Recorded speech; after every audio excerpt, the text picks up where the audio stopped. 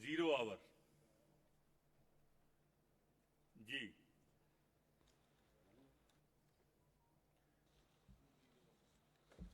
बाजवा साहब बोलेंगे जी। Sir 0 our ਦੇ ਵਿੱਚ ਬਹੁਤ ਸਾਰੇ ਮੁੱਦੇ ਨੇ ਪੰਜਾਬ ਦੇ। ਉਹਨਾਂ ਮੁੱਦਿਆਂ ਤੇ ਮੈਂ ਤੁਹਾਡਾ ਧਿਆਨ ਤੇ ਗਵਰਨਮੈਂਟ ਦਾ ਧਿਆਨ ਲੈ ਕੇ ਜਾਣਾ ਚਾਹੁੰਦਾ। ਇੱਕ ਸਾਰਿਆਂ ਨੂੰ ਵੱਡਾ ਮੁੱਦਾ ਤੇ ਹੈ ਕਿ ਕਿਸਾਨਾਂ ਨਾਲ ਬਹੁਤ ਵੱਡਾ ਨੁਕਸਾਨ ਕਿਸਾਨੀ ਦਾ ਹੋਇਆ ਹੈ। ਜਿਹੜੀ ਹੁਣ ਬਰਸਾਤਾਂ ਤੇ ਝੱਖੜ ਆਏ ਨੇ, ਇਹਦਾ ਬਹੁਤ ਵੱਡਾ ਨੁਕਸਾਨ ਹੋਇਆ ਹੈ। ਇਸ ਤੋਂ ਪਹਿਲੇ ਵੀ ਅਜੇ ਕਿਸਾਨਾਂ ਦੇ ਜਿਹੜੇ ਮਸਲੇ ਹੈ ਸੀ ਉਹ ਹੱਲ ਨਹੀਂ ਹੋ ਸਕੇ, ਭਾਵੇਂ ਡਾਇਰੈਕਟ ਸੋਇੰਗ ਦੇ ਹੋਣ, ਭਾਵੇਂ ਇਹਦੇ ਨਾਲ ਮੂੰਗੀ ਦੇ ਹੋਣ, ਪੂਰੇ ਪੈਸੇ ਜਿਹੜੀ ਗਰੰਟੀ ਤੁਸੀਂ ਮੰਨੀ ਸੀ ਸਰਕਾਰ ਨੇ ਉਹ ਦੇਣ ਦੇ ਹੋਣ, ਜਾਂ ਪਿਛਲੀ ਕਣਕ ਦੇ ਹੋਣ।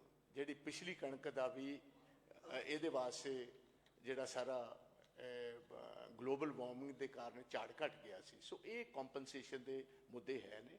ਇਹਦੇ ਨਾਲ ਸਰ ਇਸ ਟਾਈਮ ਰੇਤ ਤੇ ਬਜਰੀ ਦਾ ਬਹੁਤ ਵੱਡਾ ਮੁੱਦਾ।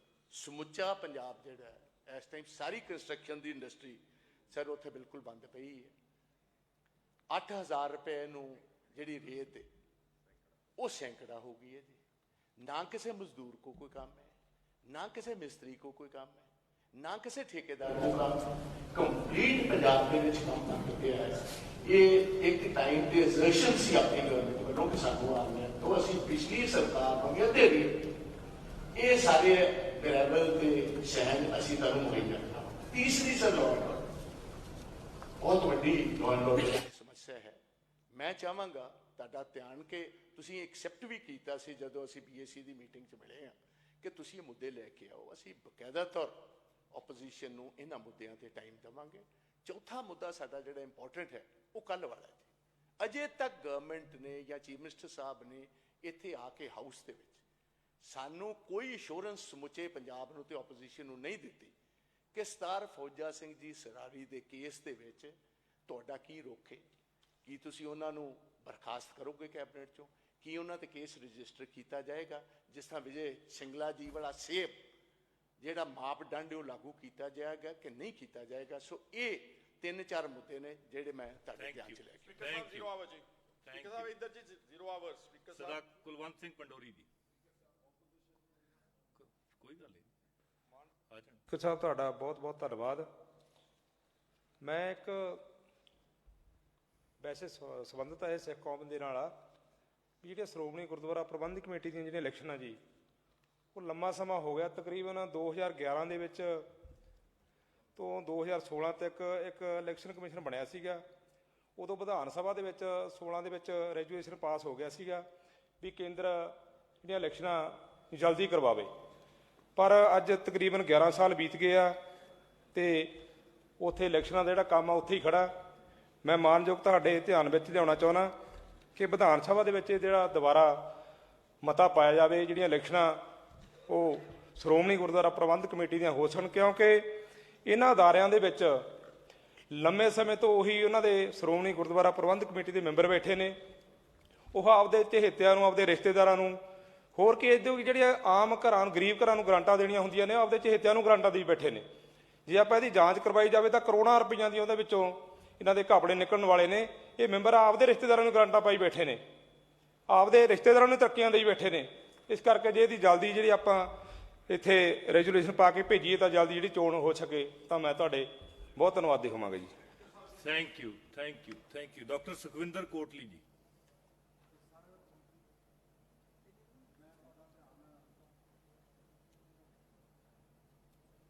ਇੱਕ ਬਹੁਤ ਜ਼ਰੂਰੀ ਮੁੱਦੇ ਦੇ ਉੱਤੇ ਦਿਵਾਉਣਾ ਚਾਹੁੰਦਾ। ਸਪੀਕਰ ਸਾਹਿਬ, ਤੁਹਾਡਾ ਬਹੁਤ ਧੰਨਵਾਦ, ਤੁਸੀਂ ਸਮਾਂ ਦਿੱਤਾ। ਮੈਂ ਆਦਮਪੁਰ ਹਲਕੇ ਤੋਂ ਚੁਣ ਕੇ ਆਇਆ। ਆਦਮਪੁਰ ਹਲਕੇ ਦੇ ਅੰਦਰ, ਸ਼ਹਿਰ ਦੇ ਅੰਦਰ ਇੱਕ ਲੰਬੇ ਸਮੇਂ ਤੋਂ ਬ੍ਰਿਜ ਬਣ ਰਿਹਾ ਜਿਹੜਾ 2016 ਦੇ ਅੰਦਰ ਜਿਹੜਾ ਉਹ ਸ਼ੁਰੂ ਹੋਇਆ ਸੀ, ਪਰ ਅੱਜ ਤੱਕ ਵੀ ਉਹ ਕੰਪਲੀਟ ਨਹੀਂ ਹੋਇਆ। ਇਹ ਰੋਡ ਜਿਹੜਾ ਆ ਇਹ ਹਿਮਾਚਲ ਪ੍ਰਦੇਸ਼ ਅਤੇ ਜੰਮੂ ਕਸ਼ਮੀਰ ਨੂੰ ਜਿਹੜਾ ਉਹ ਲਿੰਕ ਕਰਦਾ। ਬਹੁਤ ਸਾਰੇ ਧਾਰਮਿਕ ਸਥਾਨ ਨੇ ਜਿਹੜੇ ਹਿਮਾਚਲ ਪ੍ਰਦੇਸ਼ ਦੇ ਅੰਦਰ ਨੇ, ਔਰ ਲੋਕਾਂ ਨੂੰ ਏਡੀ ਵੱਡੀ ਦਿੱਕਤ ਆ ਰਹੀ ਹੈ ਕਿ ਇਸੇ ਕਾਰਨ ਹੀ ਜਿਹੜਾ ਆਦਮਪੁਰ ਦਾ 에ਅਰਪੋਰਟ ਹੈ ਉਹ ਬਣਨ ਜਾ ਰਿਹਾ ਸੀ। ਇਸ ਬ੍ਰਿਜ ਦੇ ਕਾਰਨ ਨਾ ਬਣਨ ਦੇ ਕਾਰਨ ਜਿਹੜਾ 에ਅਰਪੋਰਟ ਦਾ ਜਿਹੜੇ ਰਸਤਿਆਂ ਦਾ ਕੰਮ ਔਰ ਉਹ ਵੀ ਮੁਕੰਮਲ ਤੌਰ ਦੇ ਉੱਤੇ ਕੰਪਲੀਟ ਨਹੀਂ ਹੋਇਆ। ਜਿਹੜੀਆਂ ਫਲਾਈਟਾਂ ਆਦਮਪੁਰ ਤੋਂ ਸ਼ੁਰੂ ਹੋਣੀਆਂ ਸੀ ਉਹ ਸਿਰਫ ਇਸ ਪੁਲ ਦੇ ਕਾਰਨ ਔਰ ਜਿਹੜਾ ਗੁਰੂ ਰਵਿਦਾਸ ਮਹਾਰਾਜ ਦੇ ਨਾਂ ਦੇ ਉੱਤੇ 에ਅਰਪੋਰਟ ਦਾ ਰੋਡ ਦਾ ਨਾਂ ਰੱਖਿਆ ਗਿਆ ਉਹ ਵੀ ਕੰਪਲੀਟ ਨਹੀਂ ਹੋ ਸਕਿਆ, ਜਿਹਦੇ ਕਾਰਨ ਖਾਸ ਤੌਰ ਦੇ ਉੱਤੇ ਪੂਰੇ ਪੰਜਾਬ ਨੂੰ ਆਦਮਪੁਰ ਦੇ ਵਿੱਚੋਂ ਲੰਘ ਕੇ ਜਾਣ ਵਾਲੇ ਦੂਸਰੀਆਂ ਸਟੇਟਾਂ ਦੇ ਲੋਕਾਂ ਨੂੰ ਜਿਹੜਾ ਬਹੁਤ ਭਾਰੀ ਤੰਗੀ ਆ ਰਹੀ ਹੈ। ਔਰ ਦੂਸਰਾ ਮੈਂ ਕਹਿਣਾ ਚਾਹਨਾ ਕਿ ਆਦਮਪੁਰ ਨਗਰ ਕੌਂਸਲ ਦੇ ਫੰਡ ਜਿਹੜੇ ਆ ਕਰੀਬ 6 ਕਰੋੜ ਰੁਪਏ ਦੇ ਉੱਤੇ ਸਰਕਾਰ ਨੇ ਰੋਕ ਲਗਾਈ ਹੋਈ ਹੈ। ਤੁਰੰਤ ਜਿਹੜਾ ਆ ਉਹ ਵੀ ਜਿਹੜੇ ਆ ਉਹ ਫੰਡ ਜਿਹੜੇ ਆ ਰਿਲੀਜ਼ ਹੋਣੇ ਚਾਹੀਦੇ ਆ। ਔਰ ਖਾਸ ਤੌਰ ਦੇ ਉੱਤੇ ਪਿੰਡਾਂ ਦੇ ਅੰਦਰ ਮੈਂ ਪਿਛਲੇ ਸੈਸ਼ਨ ਦੇ ਅੰਦਰ ਵੀ ਤੁਹਾਡੇ ਰਾਹੀਂ ਬੇਨਤੀ ਕੀਤੀ ਸੀ ਸਰਕਾਰ ਨੂੰ, ਪੰਚਾਇਤਾਂ ਦੇ ਕੰਮ ਹਾਲੇ ਤੱਕ ਵੀ ਜਿਹੜੇ ਆ ਉਹ ਸ਼ੁਰੂ ਨਹੀਂ ਹੋ ਸਕੇ। ਮੈਂ ਉਹਦੀ ਵੀ ਬੇਨਤੀ ਕਰਨੀ ਚਾਹੁੰਦਾ, ਮਾਨਯੋਗ ਮੰਤਰੀ ਸਾਹਿਬ ਵੀ ਇੱਥੇ ਬੈਠੇ ਨੇ, ਕਿ ਉਹਨਾਂ ਕੰਮਾਂ ਨੂੰ ਜਿਹੜਾ ਤੁਰੰਤ ਸ਼ੁਰੂ ਕਰਵਾਇਆ ਜਾਵੇ। ਥੈਂਕ ਯੂ ਗੁਰਪ੍ਰੀਤ ਸਿੰਘ ਬੱਸੀ, ਗੁਰਪ੍ਰੀਤ ਗੋਗੀ। ਬਹੁਤ ਹੀ ਸਤਿਕਾਰਯੋਗ ਸਪੀਕਰ ਸਾਹਿਬ, ਮੈਂ ਆਪ ਜੀ ਦੇ ਧਿਆਨ ਵਿੱਚ ਲਿਆਉਣਾ ਚਾਹੁੰਦਾ ਕਿ ਜਿਸ ਤਰੀਕੇ ਨਾਲ ਆਪਣੇ ਪੰਜਾਬ ਦੇ ਵਿੱਚ ਸਾਡੇ ਪ੍ਰਾਈਵੇਟ ਸਕੂਲ ਨੇ, ਜਦੋਂ ਵੀ ਕਰੋਨਾ ਦੇ ਦੌਰਾਨ ਲਾ ਲਓ ਜਾਂ ਹੁਣ ਤੱਕ ਲਾ ਲਓ, ਉਹ ਇੰਨੀਆਂ ਕੁ ਉਹਨਾਂ ਨੇ ਭਾਰੀ ਫੀਸਾਂ ਕੀਤੀਆਂ ਹੋਈਆਂ ਨੇ, ਜਿਹਦੇ ਕਾਰਨ ਕਿ ਆਮ ਪਰਿਵਾਰ ਨੇ ਜਿਹੜੇ ਉਹ ਪ੍ਰਾਈਵੇਟ ਸਕੂਲਾਂ 'ਚ ਪੜ੍ਹਾ ਨਹੀਂ ਸਕਦੇ। ਇੱਕ ਉਹਨਾਂ ਨੂੰ ਉਹਨਾਂ ਦੇ ਉੱਤੇ ਇਨਫਰਾਸਟ੍ਰਕਚਰ ਦੇ ਅਲੱਗ ਤੋਂ ਚਾਰਜਿਸ ਲਏ ਜਾਂਦੇ ਨੇ, ਰੀਐਡਮਿਸ਼ਨ ਦੇ ਅਲੱਗ ਤੋਂ ਚਾਰਜਿਸ ਲਏ ਜਾਂਦੇ ਨੇ। ਇਸ ਤਰੀਕੇ ਨਾਲ ਸਾਨੂੰ ਇੱਕ ਸਕੂਲ ਐਕਟ ਬਣਾ ਦੇਣਾ ਚਾਹੀਦਾ ਤਾਂ ਕਿ ਜਿੰਨੇ ਵੀ ਇਹ ਪ੍ਰਾਈਵੇਟ ਸਕੂਲਾਂ ਵਾਲਿਆਂ ਨੇ ਧਾਂਦਲੀਆਂ ਕੀਤੀਆਂ ਹੋਈਆਂ ਨੇ ਉਹਨਾਂ ਨੂੰ ਇੱਕ ਦਾਇਰੇ 'ਚ ਖੜਿਆ ਕਰਕੇ ਇੱਕ ਉਹਨਾਂ ਦੀ ਇੱਕ ਪਾਲਿਸੀ ਬਣਾ ਦਿੱਤੀ ਜਾਵੇ, ਤਾਂ ਕਿ ਜੋ ਆਮ ਪਰਿਵਾਰ ਨੇ, ਪੰਜਾਬ ਦੇ ਗਰੀਬ ਪਰਿਵਾਰ ਨੇ, ਉਹ ਆਪਣੇ ਇਹਨਾਂ ਜਿਹੜੇ ਪ੍ਰਾਈਵੇਟ ਸਕੂਲ ਨੇ ਵੱਡੇ ਲੈਵਲ ਦੇ ਜਿਵੇਂ ਹੁੰਦੇ ਨੇ A ਕਲਾਸ ਵਾਲੇ, ਉਹਨਾਂ ਦੇ ਉੱਤੇ ਵੀ ਆਪਾਂ ਨੂੰ ਇਹ ਥੋੜੀ ਨੱਥ ਕੱਸਣੀ ਪੈਣੀ ਆ, ਕਿਉਂਕਿ ਇਹਨਾਂ ਨੇ ਬਹੁਤ ਹੀ ਜ਼ਿਆਦਾ ਧਾਂਦਲੀ ਪਾਈ ਆ ਔਰ ਸਾਡੇ ਪੰਜਾਬ ਦੇ ਜੋ ਗਰੀਬ ਲੋਕ ਨੇ ਉਹਨਾਂ ਨੂੰ ਬਹੁਤ ਬੁਰੀ ਤਰੀਕੇ ਨਾਲ ਲੁੱਟਿਆ ਜਾ ਰਿਹਾ। ਉਹਦੇ ਨਾਲ ਨਾਲ ਮੇਰੀ ਸੈਕੰਡ ਅਪੀਲ ਹੈ ਸਰ ਕਿ ਇੱਕ ਵਨ ਟਾਈਮ ਸੈਟਲਮੈਂਟ ਜਿਵੇਂ ਕਿ PSPCL, GLADA, GMADA, improvement trust, corporation, ਇਹਨਾਂ ਇੱਕੋ ਹੀ ਗੱਲ ਰੱਖਣੀ ਹੁੰਦੀ ਹੈ। ਮੈਂ ਬਾਜਵਾ ਸਾਹਿਬ ਨੂੰ ਵੈਸੇ ਤਾਂ ਇਹ ਸਭ ਤੋਂ ਵੱਧ ਸਾਡੇ ਐਕਸਪੀਰੀਅੰਸਡ ਹੈ। ਅਸੀਂ ਤਾਂ ਪਿਛਲੀ ਵਾਰ ਨਵੇਂ ਸੀ, ਮੈਂ ਵੀ ਇਹਨਾਂ ਵਾਲੀ ਥਾਂ ਤੇ ਬੈਠਾ ਹੁੰਦਾ ਸੀ ਤੇ ਉਦੋਂ ਅਸੀਂ ਵੀ ਚੇਅਰ ਦੇ ਖਿਲਾਫ ਕਾਫੀ ਕੁਝ ਬੋਲਦੇ ਰਹੇ ਹਾਂ ਤੇ ਲੇਕਿਨ ਮੈਨੂੰ ਕਿਸੇ ਸਿਆਣੇ ਬੰਦੇ ਨੇ ਦੱਸਿਆ ਸੀ ਵੀ ਆਪਣੀ ਹੀ ਜ਼ਿੰਮੇਵਾਰੀ ਹੈ, ਆਪਾਂ ਇਸ ਹਾਊਸ ਦਾ ਮਾਣ ਰੱਖਣਾ, ਚੇਅਰ ਦਾ ਮਾਣ ਰੱਖਣਾ, ਇਹ ਆਪਣੀ ਸਾਰਿਆਂ ਦੀ ਜ਼ਿੰਮੇਵਾਰੀ ਹੈ। ਸੋ ਜਿਹੜਾ 0 ਆਵਰ ਹੁੰਦਾ ਹੈ ਉਹਦੇ 'ਚ ਇੱਕੋ ਇਸ਼ੂ ਉਠਾਉਣਾ ਹੁੰਦਾ, ਉਹਨੂੰ ਆਪਦੀ ਪੂਰੀ ਤਿਆਰੀ ਨਾਲ ਗਾਗਰ 'ਚ ਸਾਗਰ ਭਰੋ। ਔਰ ਮੈਂ ਹੱਥ ਜੋੜ ਕੇ ਬੇਨਤੀ ਕਰਦਾ ਕਿ 2.25 ਕਰੋੜ ਲੋਕ ਪੰਜਾਬ ਦੇ ਤੇ ਦੁਨੀਆ ਦੇ ਵਿੱਚ ਬੈਠੇ ਪੰਜਾਬ ਨੂੰ, ਪੰਜਾਬੀ ਆਪਾਂ ਨੂੰ ਦੇਖ ਰਹੇ ਆ, ਆਪਣਾ ਕੰਡਕਟ ਇੱਥੇ ਇਸ ਤਰ੍ਹਾਂ ਦਾ ਹੋਵੇ, ਮਿਸਾਲੀ ਹੋਵੇ। ਸੋ ਚੇਅਰ ਦੇ ਖਿਲਾਫ ਮੇਰਾ ਖਿਆਲ 'ਚ ਜੇ ਤੁਸੀਂ ਬੋਲਦੇ ਆ ਤੇ ਹਾਊਸ ਦੇ ਖਿਲਾਫ, ਹਾਊਸ ਦੀ ਤੋਹੀਨ ਹੈ, ਇਹ ਨਹੀਂ ਹੋਣੀ ਚਾਹੀਦੀ। ਹਾਂ ਸੇਖੋਂ ਸਾਹਿਬ। ਸਪੀਕਰ ਸਾਹਿਬ, ਮੈਂ ਵੀ ਸਕੂਲਾਂ ਦੇ ਸੰਬੰਧ 'ਚ ਹੀ ਗੱਲਬਾਤ ਕਰਨੀ, ਕਿਉਂਕਿ ਜਿਹੜਾ ਸਾਡਾ ਅੱਜ ਦਾ ਸਕੂਲਾਂ ਦੇ ਵਿੱਚ ਜੋ ਕੁਝ ਅਸੀਂ ਪੜ੍ਹਾ ਰਹੇ ਹਾਂ, ਨਾ ਤਾਂ ਅਸੀਂ ਹਿਸਟਰੀ ਪੜ੍ਹਾ ਰਹੇ ਹਾਂ ਤੇ ਜਿਹੜਾ ਫਿਜ਼ੀਕਲ ਐਜੂਕੇਸ਼ਨ ਹੈ, ਜਿਹੜਾ ਅਹਿਮ ਵਿਸ਼ਾ ਹੈ, ਹਰ ਮਨੁੱਖ ਨੂੰ ਉਹਦੇ ਸਰੀਰ ਬਾਰੇ ਜਾਣਕਾਰੀ ਹੋਣੀ ਚਾਹੀਦੀ ਹੈ, ਉਹ ਵੀ ਜਿਹੜਾ ਹੈ ਉਹ ਵਾਧੂ ਵਿਸ਼ੇ ਵਜੋਂ ਲਿਆ ਗਿਆ ਸਕੂਲਾਂ ਦੇ ਵਿੱਚ। ਤਾਂ ਸਾਨੂੰ ਇੱਕ ਤਾਂ ਸਕੂਲਾਂ ਦੇ ਵਿੱਚ ਐਜੂਕੇਸ਼ਨ ਦੇ ਵਿੱਚ ਹਿਸਟਰੀ ਤੇ ਫਿਜ਼ੀਕਲ ਐਜੂਕੇਸ਼ਨ ਲਾਜ਼ਮੀ ਕਰਨੀ ਚਾਹੀਦੀ ਹੈ। ਔਰ ਦੂਜਾ, ਜਿਹੜੇ ਸਕੂਲਾਂ ਦੇ ਵਿੱਚ PTDP, ਜਿਵੇਂ ਪਹਿਲਾਂ ਜਿਹੜੇ ਸਾਡੇ ਅੰਤਰਰਾਸ਼ਟਰੀ ਜਿਹੜੇ ਖਿਡਾਰੀ ਹੋਏ ਆ, ਉਹ ਪਿੰਡਾਂ ਦੇ PTDPਆਂ ਦੁਆਰਾ ਹੀ ਜਿਹੜੇ ਚੋਣ ਕਰਕੇ ਖਿਡਾਰੀਆਂ ਦੀ ਉੱਥੋਂ ਟੈਲੈਂਟ ਲੱਭ ਕੇ ਅੰਤਰਰਾਸ਼ਟਰੀ ਲੈਵਲ ਤੱਕ ਪਹੁੰਚਾਏ ਆ। ਸੋ ਅੱਜ ਸਾਡੇ ਕੋਲੇ ਸਕੂਲਾਂ ਦੇ ਵਿੱਚ ਜਿਹੜੇ PTਆਂ ਦੀ ਜਾਂ DPਆਂ ਦੀ ਉਹ ਘਾਟ ਹੈ, ਉਹ ਵੀ ਪੂਰੀ ਕੀਤੀ ਜਾਵੇ। ਧੰਨਵਾਦ। Thank you. Ladi ji, Balwinder Singh Ladi. Speaker ਸਾਹਿਬ ਤੁਹਾਡੇ ਹੀ ਆ ਜੀ ਉਹ ਸਾਰੇ, ਉਹ ਹੋਰ ਕੋਈ ਹੈ? ਤੁਸੀਂ ਚੇਅਰ ਦੀ ਵਰਕਿੰਗ ਤੇ ਕੁਐਸਚਨ ਨਹੀਂ ਕਰ ਸਕਦੇ, ਤੁਸੀਂ ਚੇਅਰ ਦੀ ਵਰਕਿੰਗ ਤੇ ਕੁਐਸਚਨ ਨਹੀਂ ਕਰ ਸਕਦੇ ਜੀ। ਨਹੀਂ ਸਪੀਕਰ ਸਾਹਿਬ, ਹੁਣ ਉਹਨਾਂ ਨੂੰ ਬੋਲਣ ਦਿਓ, ਬੋਲਣ ਦਿਓ ਉਹਨਾਂ ਨੂੰ। ਸਪੀਕਰ ਸਾਹਿਬ, ਚਲੋ ਹੁਣ ਉਹਨਾਂ ਨੂੰ ਬੋਲਣ ਦਿਓ। ਸਪੀਕਰ ਸਾਹਿਬ, ਮੈਂ ਬੇਨਤੀ ਕਰਦਾ ਸਾਰੇ ਮੈਂਬਰ ਸਾਹਿਬਾਨ ਨੂੰ ਕਿ ਹਾਊਸ ਦੇ ਵਿੱਚ ਕਿੰਨੀ ਵਧੀਆ ਡਿਸਕਸ਼ਨ ਚੱਲਦੀ, ਚੱਲਣ ਦਿਓ। ਸਪੀਕਰ ਸਾਹਿਬ, ਪਹਿਲਾਂ ਤਾਂ ਮੇਰਾ ਨਾਂ ਸਹੀ ਬੋਲਿਆ ਜਾਵੇ। ਮੇਰਾ ਨਾਂ ਤੁਸੀਂ ਬਲਵਿੰਦਰ ਸਿੰਘ ਲਾਡੀ ਬੋਲਤਾ, ਮੇਰਾ ਨਾਂ ਹਰਦੇਵ ਸਿੰਘ ਲਾਡੀ ਹੈ। Hardev Singh Laddi, sorry sorry sir ji. Speaker ਸਾਹਿਬ, ਮੈਂ ਤੁਹਾਡੀ ਮਾਰਫਤ ਸਦਨ ਨੂੰ ਦੱਸਣਾ ਚਾਹੁੰਦਾ ਤੇ ਸਰਕਾਰ ਦੇ ਧਿਆਨ ਵਿੱਚ ਲਿਆਉਣਾ ਚਾਹੁੰਦਾ, ਤੁਸੀਂ ਸਕੂਲਾਂ ਦੀ ਗੱਲ ਕੀਤੀ, ਬਹੁਤ ਵੱਡੇ ਪੈਮਾਨੇ ਤੇ ਦਿੱਲੀ ਮਾਡਲ ਸਕੂਲਾਂ ਦੀ ਗੱਲ ਕੀਤੀ। ਅੱਜ ਤੁਸੀਂ ਸਾਡੇ, ਮੈਂ ਸ਼ਾਹਕੋਟ ਹਲਕੇ ਨੂੰ ਬਿਲੋਂਗ ਕਰਦਾ, ਦਰਿਆ ਦਾ ਏਰੀਆ ਸਾਰਾ, ਗਰੀਬ ਲੋਕਾਂ ਦੇ ਬੱਚੇ ਉੱਥੇ ਪੜ੍ਹਦੇ ਆ। ਪਿਛਲੇ ਸਾਲ ਸਾਡੇ ਸਕੂਲ ਅਪਗ੍ਰੇਡ ਹੋਏ, ਬੱਚਿਆਂ ਦੀਆਂ ਐਡਮਿਸ਼ਨਾਂ ਹੋ ਗਈਆਂ, ਤਾਂ ਹੁਣ ਬੱਚਿਆਂ ਨੂੰ ਦੂਜੇ ਸਕੂਲਾਂ 'ਚ ਸ਼ਿਫਟ ਕੀਤਾ ਜਾਂਦਾ। ਕਿ ਇਹ ਸਰਕਾਰ ਇਸ ਨੂੰ ਸਹੀ ਕਰ ਰਹੀ ਆ? ਔਰ ਜਿਹੜੇ ਮਾਪੇ ਵੀ ਉਹਨਾਂ ਦੇ ਬਹੁਤ ਪਰੇਸ਼ਾਨ ਆ। ਔਰ ਇਸ ਕਰਕੇ ਮੈਂ, ਮੰਤਰੀ ਸਾਹਿਬ ਮੇਰਾ ਖਿਆਲ ਹੈ ਨਹੀਂ ਇਹ ਹਾਊਸ ਦੇ ਵਿੱਚ, ਮੈਂ ਸਰਕਾਰ ਦੇ ਧਿਆਨ ਵਿੱਚ ਇਹ ਗੱਲ ਲਿਆਉਣੀ ਚਾਹੁੰਦਾ ਵੀ ਇਹਦੇ ਤੇ ਪੂਰਾ ਗੌਰ ਕਰਕੇ ਜਿਹੜੇ ਸਕੂਲ ਅਪਗ੍ਰੇਡ ਹੋਏ ਆ, ਉਹਨਾਂ ਬੱਚਿਆਂ ਦੀਆਂ ਐਡਮਿਸ਼ਨ ਹੋਈਆਂ, ਉਹਨਾਂ ਨੂੰ ਉੱਥੇ ਸਟਾਫ ਪੂਰਾ ਕਰਕੇ ਉਹਨਾਂ ਨੂੰ ਐਜੂਕੇਸ਼ਨ ਸਹੀ ਢੰਗ ਨਾਲ ਦਿੱਤੀ ਜਾਵੇ, ਤਾਂ ਤੁਹਾਡੇ ਜਿਹੜੀ ਐਜੂਕੇਸ਼ਨ ਦਾ ਤੁਸੀਂ ਇਸ ਸਰਕਾਰ ਨੇ ਨਾਅਰਾ ਮਾਰਿਆ ਸੀ, ਤੇ ਤਾਂ ਪੰਜਾਬ ਦੇ ਲੋਕਾਂ ਨੂੰ ਐਜੂਕੇਸ਼ਨ ਦਾ ਸਹੀ ਸੇਧ ਮਿਲ ਪਾਵੇ। ਇੱਕ ਗੱਲ ਮੈਂ ਜ਼ੀਰੋ ਆਵਰ 'ਚ ਤੁਸੀਂ ਕਿਹਾ, ਇੱਕ ਕੁਐਸਚਨ ਹੀ ਕਰ ਸਕਦੇ ਆ। ਦੂਸਰਾ ਮੇਰੀ ਇੱਕ ਰਿਕੁਐਸਟ ਆ ਤੁਹਾਨੂੰ, ਪਹਿਲੀ ਵਾਰ ਬੋਲਣ ਲੱਗਾ ਇਸ ਹਾਊਸ ਦੇ ਵਿੱਚ ਜਦੋਂ ਆ ਨਵੀਂ ਸਰਕਾਰ ਬਣ ਕੇ ਆਈ ਆ। ਔਰ ਇੱਕ ਮੇਰੇ ਮੰਤਰੀ ਸਾਹਿਬ ਬੈਠੇ, ਪੰਚਾਇਤ ਮੰਤਰੀ ਸਾਹਿਬ, ਤੁਹਾਡੇ ਜਰੀਏ ਮੈਂ ਦੱਸਣਾ ਚਾਹੁੰਦਾ, ਮੇਰੇ 3 ਬਲਾਕ ਆ, ਔਰ 3 ਬਲਾਕਾਂ ਦੇ ਵਿੱਚ 2 ਬਲਾਕਾਂ ਦੇ ਵਿੱਚ ਵੀਡੀਓ ਹੀ ਹੈ ਨਹੀਂ। ਡੈਪੂਟੇਸ਼ਨ ਤੇ ਤੁਸੀਂ ਐਡੀਸ਼ਨ ਚਾਰਜ ਦਿੱਤੇ ਆ, ਉਹ ਜਾ ਨਹੀਂ ਰਹੇ, ਸਰਪੰਚਾਂ ਦੇ ਕੰਮ ਨਹੀਂ ਚੱਲ ਰਹੇ, ਸਰਪੰਚ ਪ੍ਰਭਾਵਿਤ ਹੋ ਰਹੇ ਆ ਔਰ ਪਰੇਸ਼ਾਨ ਆ ਬਹੁਤ ਪਿੰਡਾਂ ਦੇ ਲੋਕ।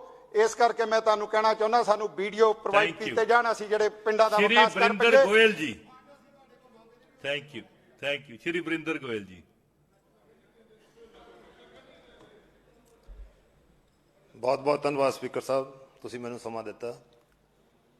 ਸੋ ਮੈਂ ਸਰ ਘੱਗਰ ਦਰਿਆ ਦੀ ਗੱਲ ਪਿਛਲੇ ਸੈਸ਼ਨ ਦੇ ਵਿੱਚ ਵੀ ਕੀਤੀ ਸੀ, ਤੇ ਅੱਜ ਘੱਗਰ ਦਰਿਆ ਦੀ ਗੱਲ ਮੈਂ ਦੁਬਾਰਾ ਫੇਰ ਕਰ ਰਿਹਾ। ਕੱਲ ਘੱਗਰ ਦਰਿਆ ਦਾ ਜਿਹੜਾ ਸਤਰ ਸੀ 747.1 ਫੁੱਟ ਸੀ, ਖਤਰੇ ਦਾ ਪੁਆਇੰਟ ਹੈ ਜਿਹੜਾ 747 ਫੁੱਟ ਤੇ ਹੈ। ਕਈ ਜਗ੍ਹਾ ਬ੍ਰੀਚਾਂ ਹੋਈਆਂ ਪਰ ਪਲੱਗ ਕਰ ਦਿੱਤੀਆਂ ਗਈਆਂ, ਕਿਉਂਕਿ ਸਰਦਾਰ ਭਗਵੰਤ ਸਿੰਘ ਮਾਨ ਮੁੱਖ ਮੰਤਰੀ ਸਾਹਿਬ ਨੇ, ਇਹ ਪਹਿਲੀ ਵਾਰੀ ਹੋਇਆ ਸੀ ਕਿ ਘੱਗਰ ਦੀ ਸਫਾਈ ਤੇ ਡਰੇਨਾਂ ਦੀ ਸਫਾਈ ਬਰਸਾਤਾਂ ਤੋਂ ਪਹਿਲਾਂ ਕਰਾਤੀ ਸੀ। ਸੋ ਉਹ ਬ੍ਰੀਚਾਂ ਪਲੱਗ ਵੀ ਹੋ ਗਈਆਂ। ਪਰ ਸਰਕਾਰ ਸਰ ਬੇਨਤੀ ਇਹ ਹੈ ਕਿ ਸਾਰੇ ਹਰਿਆਣੇ ਦਾ, ਸਾਰੇ ਹਿਮਾਚਲ ਦਾ, ਸਾਰੇ ਚੰਡੀਗੜ੍ਹ ਦਾ ਪਾਣੀ ਬੰਨ੍ਹ ਕੇ ਸਾਡੇ ਹਲਕੇ ਲਹਿਰੇ ਖਨੌਰੀ ਦੇ ਸਿਰ ਤੇ ਸਿੱਟ ਦਿੱਤਾ ਜਾਂਦਾ ਸਰ। ਪਿਛਲੇ ਮਹੀਨੇ ਦੀ 17 ਤਰੀਕ ਨੂੰ ਸੁਪਰੀਮ ਕੋਰਟ ਵੱਲੋਂ ਫੈਸਲਾ ਹੋਇਆ ਸੀ ਕਿ ਹਰ 4 ਹਫ਼ਤਿਆਂ ਦੇ ਬਾਅਦ ਮੀਟਿੰਗ ਹੋਇਆ ਕਰੇਗੀ, ਤੇ 3 ਹਫ਼ਤਿਆਂ ਦੇ ਬਾਅਦ, 3 ਮਹੀਨਿਆਂ ਬਾਅਦ ਇਹ ਰਿਪੋਰਟ ਹੈ ਜਿਹੜੀ central water commission supreme court ਦੇ ਵਿੱਚ ਪੇਸ਼ ਕਰੇਗਾ। ਪਰ ਸਰ 17 ਤਾਰੀਖ ਨੂੰ ਫੈਸਲਾ ਹੋਇਆ, ਕੋਈ ਮੀਟਿੰਗ ਨਹੀਂ ਹੋਈ, ਹਰਿਆਣਾ ਸਰਕਾਰ ਕੋਈ ਕੋਆਪਰੇਟ ਨਹੀਂ ਕਰੀ। ਮੇਰੀ ਬੇਨਤੀ ਹੈ ਕਿ ਅੱਜ ਫਸਲਾਂ ਬਿਲਕੁਲ ਕੱਟਣ ਤੇ ਪਈਆਂ ਨੇ। ਮੈਂ ਪਰਸੋਂ ਗਿਆ ਸੀ ਉੱਥੇ ਘੱਗਰ ਤੇ, ਤਾਂ ਲੋਕ ਰੋ ਰਹੇ ਸੀ। ਉਧਰ ਤਾਂ ਫਸਲਾਂ ਦੀ ਕਟਾਈ ਸ਼ੁਰੂ ਹੋਣ ਵਾਲੀ ਹੈ, ਤੇ ਉੱਥੇ ਘੱਗਰ ਦਾ ਹੜ੍ਹਾਂ ਦਾ ਪ੍ਰਕੋਪ ਉਹਨਾਂ ਉੱਤੇ ਆਇਆ ਹੋਇਆ। ਸੋ ਸਰ ਇਸ ਨੂੰ ਪਹਿਲ ਦੇ ਆਧਾਰ ਤੇ, ਕਿਉਂਕਿ ਹਰਿਆਣਾ ਸਰਕਾਰ ਆਪਣੀ ਜਿੱਦ ਦੇ ਕਾਰਨ ਉੱਥੇ ਲੱਖਾਂ ਲੋਕਾਂ ਨੂੰ, ਉਹਨਾਂ ਦੇ ਗਲ ਤੇ ਤਲਵਾਰ ਲਟਕੀ ਹੋਈ ਹੈ, ਤੇ ਹਰ ਸਾਲ ਉੱਥੇ ਮਾਰ ਪੈਂਦੀ ਹੈ। ਸਰ ਬੇਨਤੀ ਇਹ ਹੈ ਕਿ ਇਸ ਨੂੰ ਪਹਿਲ ਦੇ ਆਧਾਰ ਤੇ ਹੱਲ ਕੀਤਾ ਜਾਵੇ। ਇੱਕ ਸਰ ਤੁਹਾਡੀ ਇਜਾਜ਼ਤ ਦੇ ਨਾਲ ਮੈਂ ਗੱਲ ਕਹਿਣੀ ਚਾਹੁੰਦਾ, ਤੁਸੀਂ ਹੁਣੇ ਕਿਹਾ ਦੀ ਕਿ ਚੇਅਰ ਤੋਂ ਬਿਨਾ ਕੋਈ ਗੱਲ ਨਹੀਂ ਹੋਣੀ। ਸਰ ਮੈਂ ਇੱਕ ਬੇਨਤੀ ਕਰਨੀ ਚਾਹੁੰਦਾ ਕਿ ਕੱਲ ਸਾਰਾ ਦਿਨ ਮੈਂ ਇਸ ਗੱਲ ਬਾਰੇ ਚਿੰਤਤ ਰਿਹਾ ਕਿ ਮੈਂ ਕਿਸ ਤਰ੍ਹਾਂ ਘੱਗਰ ਦੀ ਗੱਲ ਕਰਾਂ, ਪਰ ਸਾਰਾ ਦਿਨ ਕੱਲ ਰੌਲੇ ਰੱਪੇ ਦੀ ਭੇਂਟ ਚੜਾਤਾ ਸਰ।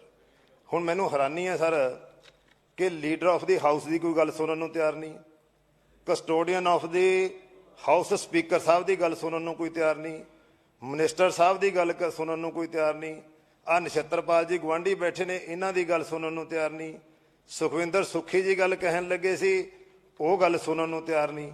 ਫਿਰ ਸਦਨ ਦੇ ਸਾਰੇ ਕਾਇਦੇ ਕਾਨੂੰਨ ਸਰ ਇਹਨਾਂ ਦੇ ਲੱਭੇ ਨੇ, ਇਹਨਾਂ ਦੇ ਮੁਤਾਬਕ ਸਦਨ ਚੱਲੂਗਾ। ਚਲੋ ਹੋ ਸਰ ਗਿਆ ਜੀ। ਇੱਕ ਬੇਨਤੀ ਸਰ ਹੋਰ ਹੈ। ਹੋ ਗਿਆ ਜੀ। ਸਰ ਇੱਕ ਹੋ ਗਿਆ ਜੀ,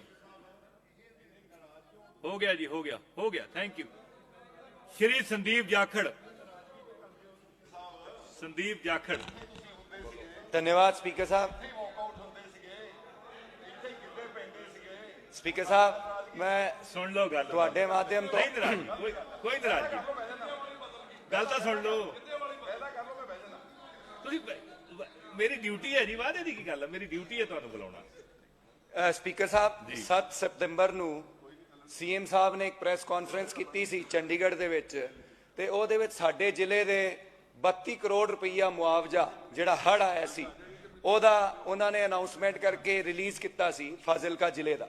ਉਹਦੇ ਵਿੱਚ ਅਬੋਹਰ, ਬਲਵਾਣਾ, ਫਾਜ਼ਿਲਕਾ ਤੇ ਜਲਾਲਾਬਾਦ ਚਾਰਾਂ ਹਲਕਾਂ ਦੇ ਕਿਸਾਨ ਤੇ ਉਹਦੇ ਨਾਲ ਨਾਲ ਜਿਹੜੇ ਮਕਾਨ ਖਰਾਬ ਹੋਏ ਸੀ ਮੀਂਹ ਦੇ ਵਜ੍ਹਾ ਨਾਲ, ਉਹਦੇ 32 ਕਰੋੜ ਰੁਪਏ 7 ਸਤੰਬਰ ਨੂੰ ਉਹਨਾਂ ਨੇ ਅਨਾਉਂਸਮੈਂਟ ਕੀਤੀ ਸੀ। ਅੱਜ 30 ਸਤੰਬਰ ਹੋ ਗਿਆ ਸਪੀਕਰ ਸਾਹਿਬ, ਤੇ ਫਾਜ਼ਿਲਕਾ ਟ੍ਰੈਜਰੀ ਦੇ ਵਿੱਚ ਇੱਕ ਵੀ ਮੁਆਵਜ਼ੇ ਦਾ ਪੈਸਾ ਨਹੀਂ ਆਇਆ। ਤੇ ਉਹਦੇ ਨਾਲ ਨਾਲ ਸਪੀਕਰ ਸਾਹਿਬ ਪਿਛਲੇ ਬਜਟ ਸੈਸ਼ਨ ਦੇ ਵਿੱਚ ਹਾਊਸ ਦੇ ਵਿੱਚ ਸੀਐਮ ਸਾਹਿਬ ਨੇ ਮੈਨੂੰ ਅਸ਼ੋਰ ਕੀਤਾ ਸੀ ਵੀ ਅਬੋਹਰ ਬੱਸ ਅੱਡੇ ਦਾ ਕੰਮ ਜਿਹੜਾ 2-4 ਮਹੀਨਿਆਂ ਦੇ ਵਿੱਚ ਵਿੱਚ ਖਤਮ ਹੋ ਜਾਊਗਾ। ਮੈਂ ਤੁਹਾਨੂੰ ਦੱਸਣਾ ਚਾਹੁੰਦਾ ਸਪੀਕਰ ਸਾਹਿਬ ਉਹ ਕੰਮ ਅੱਜ ਤੱਕ ਸ਼ੁਰੂ ਵੀ ਨਹੀਂ ਹੋਇਆ ਸਪੀਕਰ ਸਾਹਿਬ। ਥੈਂਕ ਯੂ ਜੀ। ਗੁਰਪ੍ਰੀਤ ਬਣਾਵਾਲੀ, ਮੇਰੀ ਡਿਊਟੀ ਹੈ ਜੀ ਸਾਰਿਆਂ ਨੂੰ ਬੁਲਾਉਣਾ। ਧੰਨਵਾਦ ਸਪੀਕਰ ਸਾਹਿਬ। ਸਾਰਿਆਂ ਨੂੰ ਬੁਲਾਵਾਂਗੇ, ਬੈਠੋ ਜੀ, ਤੁਸੀਂ ਬੈਠੋ ਨਾ। ਜਿਹੜੇ ਸੰਦੀਪ ਜੀ, ਇੱਕ ਮਿੰਟ ਆ ਸੰਦੀਪ ਜੀ ਕਿਸੇ ਚੰਦ ਵਾਲੀ ਪਾਰਟੀ ਤੋਂ ਆ ਬੋਲੇ? ਉਹ ਕਿਹਦੇ ਆ? ਕੱਲਾ ਸਰਦਾਰ ਸੁਖਪਾਲ ਸਿੰਘ ਖਹਿਰਾ ਹੀ ਆ ਮਤਲਬ ਪਾਰਟੀ? ਕਮਾਲ ਦੀ ਗੱਲ ਹੈ ਜੀ। ਤੁਹਾਨੂੰ ਮਨਾ ਕਿਹਨੇ ਕੀਤਾ? ਤੁਹਾਨੂੰ ਕਿਸੇ ਨੇ ਮਨਾ ਵੀ ਨਹੀਂ ਕੀਤਾ ਜੀ। ਬੋਲੋ ਜੀ, ਬੋਲੋ ਜੀ। ਬਹੁਤ ਹੀ ਸਤਿਕਾਰਯੋਗ ਸਪੀਕਰ ਸਾਹਿਬ, ਮੈਂ ਤੁਹਾਡੇ ਧਿਆਨ 'ਚ ਇੱਕ ਮਸਲਾ ਲਿਆਉਣਾ ਚਾਹਣਾ ਜਿਹੜਾ ਬਹੁਤ ਹੀ ਅਤੀ ਜ਼ਰੂਰੀ ਆ ਤੇ ਪਿਛਲਿਆਂ ਨੇ ਕਿਸੇ ਨੇ ਉਹਦੀ ਸਾਰ ਨਹੀਂ ਲਈ। ਮੈਂ ਮਸਲਾ ਲਿਆਉਣਾ ਚਾਹਣਾ ਕਿ ਜਿਹੜੇ ਵਿਧਾਨ ਸਭਾ 'ਚ ਜਦੋਂ ਵਿਧਾਨ ਸਭਾ ਚੱਲਦੀ ਆ ਜਾਂ ਜਦੋਂ ਅਸੀਂ ਸੈਕਟਰੀਏਟ ਜਾਂਦੇ ਆ ਤਾਂ ਜਿਹੜੇ ਸਾਡੇ ਨਾਲ ਸਿਕਿਉਰਿਟੀ ਮੁਲਾਜ਼ਮ ਆਉਂਦੇ ਆ ਉਹਨਾਂ ਦਾ ਉੱਥੇ ਬੈਠਣ ਲਈ ਕੋਈ ਇੰਤਜ਼ਾਮ ਨਹੀਂ ਬਾਹਰ, ਨਾ ਖਾਣ ਪੀਣ ਲਈ ਆ। ਸੋ ਮੈਂ ਤੁਹਾਡੇ ਮਾਧਿਅਮ ਰਾਹੀਂ ਸਰਕਾਰ ਨੂੰ ਤੇ ਤੁਹਾਨੂੰ ਬੇਨਤੀ ਕਰਨਾ ਚਾਹਣਾ ਕਿ ਜਿਹੜੇ ਸਾਡੇ ਨਾਲ ਸਿਕਿਉਰਿਟੀ ਗਾਰਡ ਆਉਂਦੇ ਆ ਬਾਹਰ ਬੈਠਣ ਦਾ ਵਧੀਆ ਪ੍ਰਬੰਧ ਕੀਤਾ ਜਾਵੇ। 5-6 ਘੰਟੇ ਉਹਨਾਂ ਨੇ ਉੱਥੇ ਰੁਕਣਾ ਹੁੰਦਾ ਤੇ ਉਹਨਾਂ ਦੇ ਖਾਣ ਪੀਣ ਦਾ ਪ੍ਰਬੰਧ ਕੀਤਾ ਜਾਵੇ ਤਾਂ ਕਿ ਖੁਸ਼ੀ ਦੇ ਨਾਲ ਸਾਡੇ ਸਿਕਿਉਰਿਟੀ ਗਾਰਡ ਤੇ ਜਿਹੜੇ ਮੁਲਾਜ਼ਮ ਇੱਥੇ ਆਉਂਦੇ ਆ ਇਹਨਾਂ ਦਾ ਖਾਣ ਪੀਣ ਦਾ ਤੇ ਇਹਨਾਂ ਨੂੰ ਕੋਈ ਤਕਲੀਫ ਨਾ ਆਵੇ। ਇਹ ਮੈਂ ਚੈੱਕ ਕਰਵਾ ਲੈਂਦਾ, ਇਹ ਮੈਂ ਚੈੱਕ ਕਰਵਾ ਲਾਂ। ਮੇਰੀ ਇੱਕ ਗੱਲ ਸੁਣੋ ਜੀ, ਤੁਸੀਂ ਚੇਅਰ ਨੂੰ ਡਿਕਟੇਟ ਨਹੀਂ ਕਰੋਗੇ। Number 1, nobody will dictate the chair. Please, yes, this is dictating the chair. Please sit down. Please sit down. Please sit down. Please sit down. Raja Warring ਜੀ ਕੁਝ ਕਹਿਣਾ ਚਾਹੁੰਦੇ ਆ? ਯਾਰ ਮੈਂ ਆਦਾ ਇਸ਼ੂ ਤਾਂ ਚੱਕਾਂ, ਪਹਿਲਾਂ ਮੇਰੇ ਤੋਂ ਪਹਿਲਾਂ ਇਹਨਾਂ ਨੂੰ ਟਾਈਮ ਦੇਣਾ ਤਾਂ ਦੇ ਦਿਓ ਜੀ, ਸੁਖਪਾਲ ਜੀ ਨੂੰ ਦੇ ਦਿਓ। ਤੁਸੀਂ ਬੋਲਣਾ ਚਾਹੁੰਦੇ ਹੋ? ਬੋਲਣਾ ਤਾਂ ਹੈ ਜੀ, ਬਸ ਸਪੀਕਰ ਨੂੰ ਆਪਦਾ ਕੰਮ ਕਰਨ ਦਿਓ। You put your point.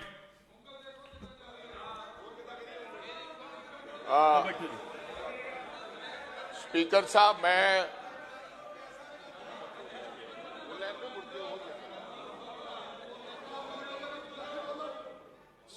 ਮੈਂ ਤੁਹਾਡਾ ਧਿਆਨ ਔਰ ਸਦਨ ਦਾ ਧਿਆਨ ਬਹੁਤ ਹੀ ਅਹਿਮ ਮਸਲੇ ਵੱਲ ਦਿਵਾਉਣਾ ਚਾਹੁੰਦਾ। ਇਹ ਜਿਹੜਾ ਮਸਲਾ ਹੈ, ਕਿਉਂਕਿ ਅਸੀਂ ਸਾਰੇ ਹੀ ਔਰ ਖਾਸ ਕਰਕੇ ਸਰਕਾਰ ਹਮੇਸ਼ਾ ਦੱਬਿਆਂ ਦੀ, ਮਿੱਧਿਆਂ ਦੀ, ਕੁਚਲਿਆਂ ਦੀ ਤੇ ਗਰੀਬਾਂ ਦੀ ਗੱਲ ਕਰਦੀ ਹੈ। ਤੁਹਾਨੂੰ ਪਤਾ ਹੀ ਹੈ ਕਿ ਸਪੀਕਰ ਸਾਹਿਬ ਜਿਹੜੇ ਇਹ ਦੱਬੇ, ਮਿੱਧੇ, ਕੁਚਲੇ ਵਿਚਾਰੇ ਮਰਜੀਵੜੇ ਗਰੀਬ ਭਰਾ, ਇਹਨਾਂ ਦੇ ਜਿਹੜੇ ਬੱਚੇ ਉਹ ਆਂਗਣਵਾੜੀ ਸੈਂਟਰਾਂ ਦੇ ਵਿੱਚ ਪੜ੍ਹਦੇ ਨੇ ਤੇ ਅੱਜ ਉਹ ਆਂਗਣਵਾੜੀ ਸੈਂਟਰਾਂ ਦੇ ਇਹ ਹਾਲਾਤ ਹੋ ਗਏ ਨੇ ਕਿ ਜਿਹੜੀਆਂ ਆਂਗਣਵਾੜੀ ਵਾਲੀਆਂ ਸਾਡੀਆਂ ਭੈਣਾਂ ਵਰਕਰ ਜਿਹਦੀ ਤਨਖਾਹ 9500 ਰੁਪਏ ਹੈ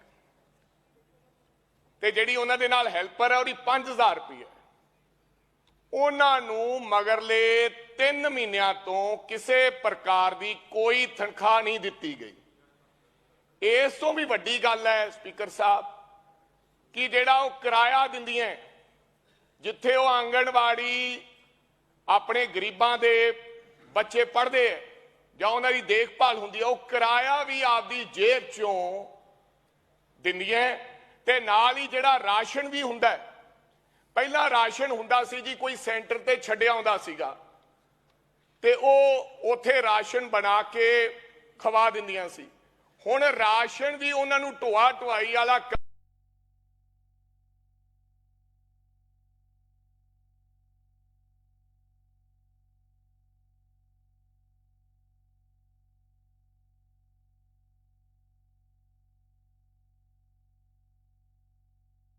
ਹੁੰਦਾ। ਕਿਰਪਾ ਕਰਕੇ ਮੈਂ ਤੁਹਾਡੇ ਰਾਹੀਂ ਸਦਨ ਦਾ ਧਿਆਨ ਤੇ ਸਰਕਾਰ ਦਾ ਧਿਆਨ ਇਹਨਾਂ ਵੱਲ ਦਿਵਾਉਣਾ ਚਾਹੁੰਦਾ ਕਿ ਕਿਰਪਾ ਕਰਕੇ ਸਰਕਾਰ ਇਹਨਾਂ ਦੀ ਤਨਖਾਹ ਤੇ ਇਹਨਾਂ ਦੇ ਜਿਹੜੇ ਫੰਡ ਹੁੰਦੇ ਉਹ ਜਲਦ ਤੋਂ ਜਲਦ ਰਿਲੀਜ਼ ਕਰੇ।